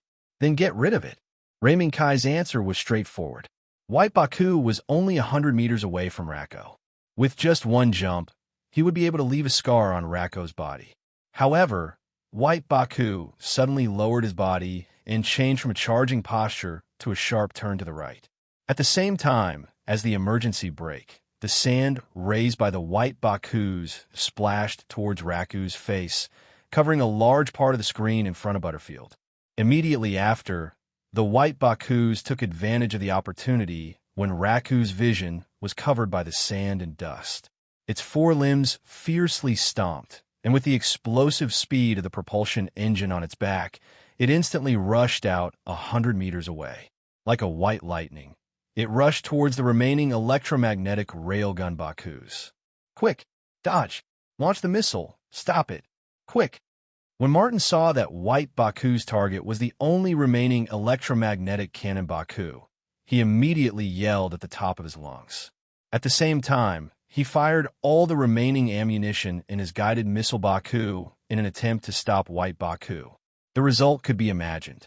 Just now, when the missiles were sufficient, they were unable to stop the White Baku's footsteps. Now that the ammunition was exhausted, it was even more impossible to slow down the White Baku's footsteps. Amidst the continuous explosions and flames, the White Bakus, like a white phantom, lightly jumped from the bottom of the sand dune to the top of the sand dune, directly facing the electromagnetic railgun Bakus. Don't look down on people, bastard! The pilot of the electromagnetic railgun Bakus naturally wouldn't sit still and wait for death. However, even if the pilot took advantage of the White Baku rushing into the air and pulled the trigger first and let the electromagnetic cannon hit a fatal blow, the pilot's posture was not stable. However, in the eyes of the pilot, the fatal white light undoubtedly represented the end of the battle, but in the next second, it hit the Bakus he was driving. How? Before his horrified eyes could fully appear in the eyes of the pilot, the only remaining electromagnetic pulse cannon, Baku, turned into wreckage on the ground like a fairy scattering flowers, splashing up bursts of sand and dust that scattered with the wind. It was fast to speak but slow to act. From the White Bakus leaping into the air, the electromagnetic railgun Bakus took the opportunity to hit a fatal blow, but strangely, it suddenly disintegrated on its own. In the eyes of Butterfield and the others, it was just a moment. Team, Captain, what happened? Martin stared blankly at the White Bakus standing on the wreckage of the electromagnetic railgun Bakus, standing on the top of the sand dune. I don't know, but isn't it normal for the enemy to have weapons that we don't know about? The so-called battlefield is just like this. The surprise in Butterfield's heart was no less than Martin's, but he had a calmness and rationality that ordinary people couldn't hope for. Aisha, I'm counting on you. Leave it to me. Andy. Butterfield smiled lightly. His hands and feet moved continuously, and Rakus rushed up again. And this time, Butterfield didn't use any strategy, but straightforwardly rushed straight to the White Bakus. He already understood that under the strange and terrifying maneuverability of the White Bakus, any tactics and strategies would only delay the time of his side's failure. The only way to obtain the final victory was the last path. And that was a direct confrontation. If the battlefield at this moment was still the battlefield of the hometown world, the White Cat State Zero might hear the roar from the enemy's invitation to fight. However, the battlefield in front of it, the enemy in front of it was no longer the people and scenery of the hometown world. The moment the white figure rushed out, the sand flew into the air. In the next second, the huge sound of metal colliding swept over. The shock wave that followed scattered the sand that had yet to fall into the air and was blown into the sky by the hot wind. Bang! Bang! The white Baku's claws. Rakis's fighting claws. They were constantly clashing. At this moment, the killing machine created by humans' top technology was like a battle between wild beasts, crazily waving its claws to attack the enemy, or using its thick armor to violently collide with the enemy. Looking from afar, it was actually two steel behemoths stepping on the spreading flames of war, wantonly tangling together. Boom! In the roar of the collision, the white Bakus and Rakis retreated continuously. Amidst the sweeping sand and dust, they occupied the top of two sand dunes respectively, staring fiercely at each other. Hey, it's indeed a beast. Butterfield raised his hand to wipe away the bloodstain left by biting his lip in the collision just now, and laughed. Aisha, how are you? Compared to Butterfield, Aisha's situation was slightly better, but her face was very pale. That barbaric, no, ferocious collision just now made Isha uncomfortable. Aisha was not the only one in the same situation. Lakis was the same. However, Lakis still had the White Cat State Zero to look after her. As long as the impact exceeded Lakis's endurance, it would be intercepted by the White Cat State Zero in advance. Therefore, after the barbaric collision, Lakis only felt dizzy. Kai, the little princess can still hold on for a while, but it's better to fight as soon as possible. I know. The White Cat State Zero's reminder undoubtedly represented an ultimatum. Rei Minkai knew in his heart that it was time for this battle to end. The white Baku's silhouette flashed. It was about to charge at Riku and launch the most fatal attack so far. Taking advantage of the time, when Butterfield was fully focused on dealing with the white Baku, it feinted and rushed past Riku's right side, heading straight for the two guided missile Bakus behind Riku. Aisha. Butterfield seemed to have expected this, but no matter how fast he reminded Aisha, it would be difficult for Rakis to stop the white Baku's attack in time. Don't look down on people. Captain, leave it to us. The last two Bakus lowered their heads in unison and activated the two-beam swords installed on their mouths with all their might.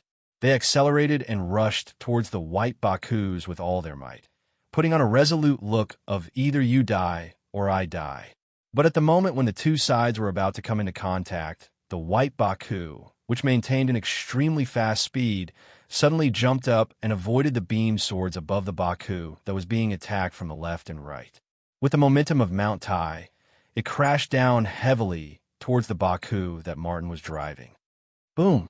Under the powerful impact of the free fall, the Bakus piloted by Martin was paralyzed on the spot, and Martin directly lost consciousness and fell into a severe coma. If it weren't for the soft desert under his feet, perhaps under the attack of the white Bakus, Martin would have followed the Bakus to the underworld. The white Baku's attack was far from over. The next second after crushing Martin's Bakus, the white Bakus jumped up and rushed towards the missile Bakus that was still in shock. It waved its claws and slapped the missile pod off the back of the Bakus. Then, the moment it landed, it turned and used its powerful inertia to kick the unlucky Bakus into the sand dunes not far away. At this moment, only the white Bakus and Rakis were left on the battlefield. Andy, is this our last chance? Aisha worked very hard. From the beginning of the battle until now, she had been attacking according to Butterfield's rhythm, but the opponent's strength was too terrifying. In addition to the missile attack at the beginning, the rest of the attack methods were nothing more than close combat, accelerating to pull away, close combat, and so on. Such simple but terrifying methods. Aisha didn't expect that the Desert Tiger, who could frighten the Earth Alliance, would be so powerless. Yes, maybe it is, Aisha, but before that, I still want to persevere. After all, I don't want my end to be so miserable. Hearing Butterfield's seemingly complaining words, but in fact he had already made up his mind, Isha couldn't help but smile slightly. Yes, I'll be by your side. Andy. Riku raised his head slightly, and a resolute aura quietly emanated from his body, as if he was a brave warrior who was going to die for justice. It's enough. Kai, I think it's time. Lakis raised her slightly pale face and looked at Rakow, who was exuding a resolute aura. Is that enough? Lakis. Ray Minkai raised his eyebrows and asked softly. Yes, that's enough. Then, before that, I need to use a little trick. Lakis looked at Ray Minkai in confusion, as if she felt that Ray Minkai was hiding something from her. It's just a little trick to ensure that you can talk to the desert tiger. The white Bakus raised its feet and stepped in the scorching desert step by step. It crossed the paralyzed Bakus, stepped on the wreckage of Bakus, and arrived in front of Rakis. It seems that this is our last chance. Aisha, do your best. Okay.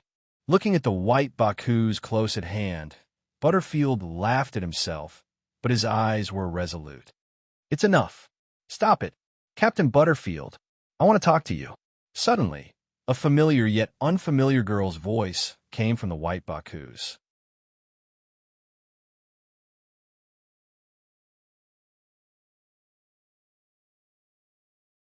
Chapter 564. In the scorching desert, a gust of wind that made one's face hurt, there was also a rustling sound that covered most of one's vision. But these could not cover Butterfield's vision, nor could they cover the face behind the screen. That's Lakis Klein. How is that possible? Isha, who was sitting in the back seat, exclaimed and straightened her body uncontrollably. That pink hair that fluttered in the wind, that pair of firm and clear eyes, that familiar face. Butterfield clenched his teeth, but he found that his thoughts were extremely clear. The person in front of him was real. That was not the fairy tale princess in the plant in space, far away from the Earth's land, but the real songstress princess who fell into the mortal world from the endless void. Lakis Klein, is that so? Butterfield was stunned for a moment, then suddenly laughed. Ha ha, so that's it. Captain Butterfield, stop it. You have no chance of winning. In the midst of Butterfield's laughter, Ray Minkai's voice sounded on the communication channel. Hey, yes, we have no chance of winning. From the beginning, we were not your opponent. Is that so? Knight, no, the survivor from Unius 7, Ray Minkai. Butterfield's thoughts began to operate at high speed when the pink figure appeared in the cockpit of the white Baku. Everything formed a chain in Butterfield's mind. The passenger plane that inexplicably crashed in the desert. The broken Baku that should have been scrapped and turned into a battlefield tombstone was unexpectedly reactivated and involved in the battle again. The strange man and woman that suddenly appeared in town, and the pink figure that walked out of the repaired Baku's cockpit. All of this told Butterfield a fact. The sky was going to change. I didn't expect you to be able to guess my identity. As expected of the desert tiger. That's right. My name is Ray Minkai.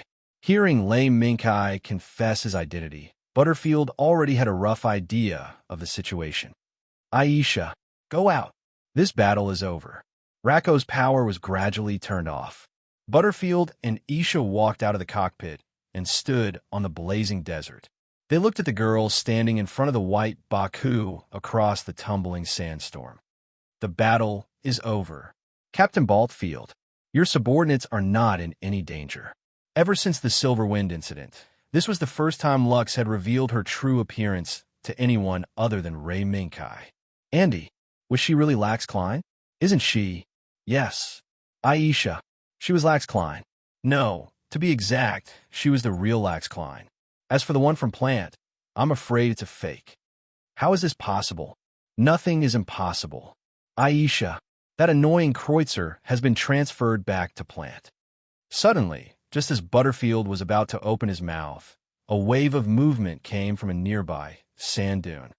Stop, Martin, that's not an enemy.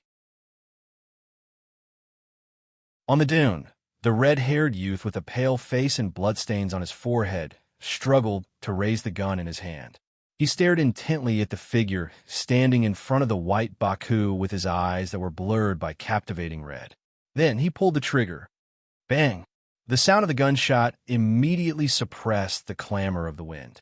The bullet with a red-haired boy's killing intent swept across the sand dune and went straight for the pink figure. However, the bullet did not hit the target in the next second. Instead, it was blocked by a looming wall. Buzz! Immediately after, just as Butterfield shouted to stop, The bullet that was blocked by the wall turned back and flew toward the sand dune where Martin was at a faster speed than before. Boom! In the blink of an eye, a small bullet shot from Martin's pistol plunged into the sand dune under Martin's feet and set off an explosion that could not be caused by a small pistol bullet. In a huge impact, the sand dune under Martin's feet exploded. Martin, who was standing on top of it, was like a kite with a broken string. After flying high into the air, he fell heavily on another sand dune, letting his body roll down the sand dune. The whole process of Martin shooting and being blown up only took a short moment. Other than shouting, "Stop him," Butterfield could only watch him roll down the sand dune. Aisha, go and check on Martin. This episode was not what Butterfield expected, but it had already happened. Don't worry, it's just some superficial wounds. We controlled the power. Lei Mingkai's figure emerged from the cockpit of the white Baku and walked to Lux's side. Power? What was that flash of light just now? Is this the power that allowed you to survive the Silver Wind incident? Butterfield looked between Rei Mingkai and Lakis, then stared at Rei Mingkai and said, "Did you hold back just now?" "Sort of. Against the famous desert tiger, I've already done my best." Rei Mingkai nodded and agreed with Butterfield's statement. It was easy to kill the enemy, but in a battle of life and death, it was far more difficult to leave the opponent alive than to kill each other. Butterfield was silent, then shook his head. "Forget it. Then, can you tell me why you are here? And not in Plant? We can't go back for the time being. Captain Butterfield, I'm sure you already know what Plant and Zaft have become." Lakis took a step forward and looked directly into Butterfield's eyes. Compared to Rei Mingkai, who landed on Earth on the Archangel and could only obtain a small amount of information through official channels, Butterfield, who was inside Zaft and commanded a force, had more convenient and extensive information channels. Butterfield was silent. Indeed. Ever since the Silver Wind incident broke out, although the Klein faction constantly called for restraint and only pursued the real culprit, in the eyes of some people, the actions of the Klein faction, especially the girl who was still in the hospital and had not been discharged from the hospital, were undoubtedly equivalent to fanning the flames. Who is she? I don't know. The only thing I know is that after the Silver Wind incident, she has become me. Captain Butterfield, I hope you could trust me on this. Trust you? You're really making things difficult for me. After Butterfield let out a self-deprecating laugh, he looked at Rei Mingkai. Your Highness, the reason we can stand here and chat now is because your Knight Protector showed mercy. It's not because of my doubts about her, Lakis Klein. Then, Butterfield, you can go and verify it. Prove who is the real Lakis Klein between me and her. The next moment, Lakis's words stunned Butterfield. Really surprised me. Your Highness, aren't you afraid that I will come back with more troops to kill you? You can try, Captain Butterfield, but next time I won't show mercy. The one who responded to Butterfield was Rei Mingkai. Using the power that bounced Martin's bullet back, the power that could scatter Baku in one hit, that's just one of the many methods. Rei Mingkai said frankly. One of the many? Butterfield muttered. It seems that not only have we been underestimated, we have even been reduced to a group of soldiers not worth mentioning. A myriad of thoughts, but they could not stop Butterfield from judging the current situation. Naturally, I will investigate Lax Klein's identity. But, will you let us leave now? Butterfield's worry was real. When Lakis revealed her true identity, the position of Butterfield and the others became subtle. If they were allowed to leave, they might turn around and bring more enemies to hunt down Rei Mingkai and Lakis. They might even attract the forces from Plant to pursue them. For example, the MS troops led by Law Lu Kreutzer.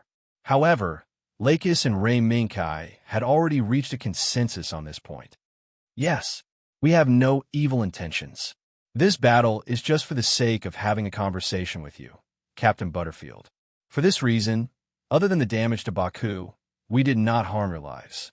Lakis' words made Butterfield shrug his shoulders. This is difficult. Knight, this battle is not just a civil war between Baku. I'm afraid you have already sent Dawn Desert to my base before this, right? Indeed. But, Captain Butterfield, didn't you already expect this? Butterfield glanced at Ray Minkai, who had also seen through his actions, and coldly snorted. Likewise, smoke constantly rose from the off-road vehicle. The sound waves set off by the anti-armor missiles hit the sky above the base, destroying the sentry towers and strongholds built in the various key areas of the base. Quick! Quick! Quick! Zaf has already lost all of Baku. There is no longer any force that can stop Dawn Desert from reclaiming this city. Quick! Quick! Quick! Dawn Desert's leader, Seb, looked at his team members who had successfully attacked the base with excitement. He constantly waved his arms, beckoning his team members behind him to keep up. He really succeeded. On another off-road vehicle, Carrie raised the shoulder-fired missile and stared blankly at the base that was originally impossible to break through. Carrie, we have to move faster. Zaf's Baku seems to have withdrawn from this base. Zasaka bent down slightly, picked up the semi-automatic rifle beside his feet, and handed it to Carrie. Following the fall of this base, Zaf's rule over this area had also ended. However, was this really the result of that young man? Zasaka did not know the answer to this question.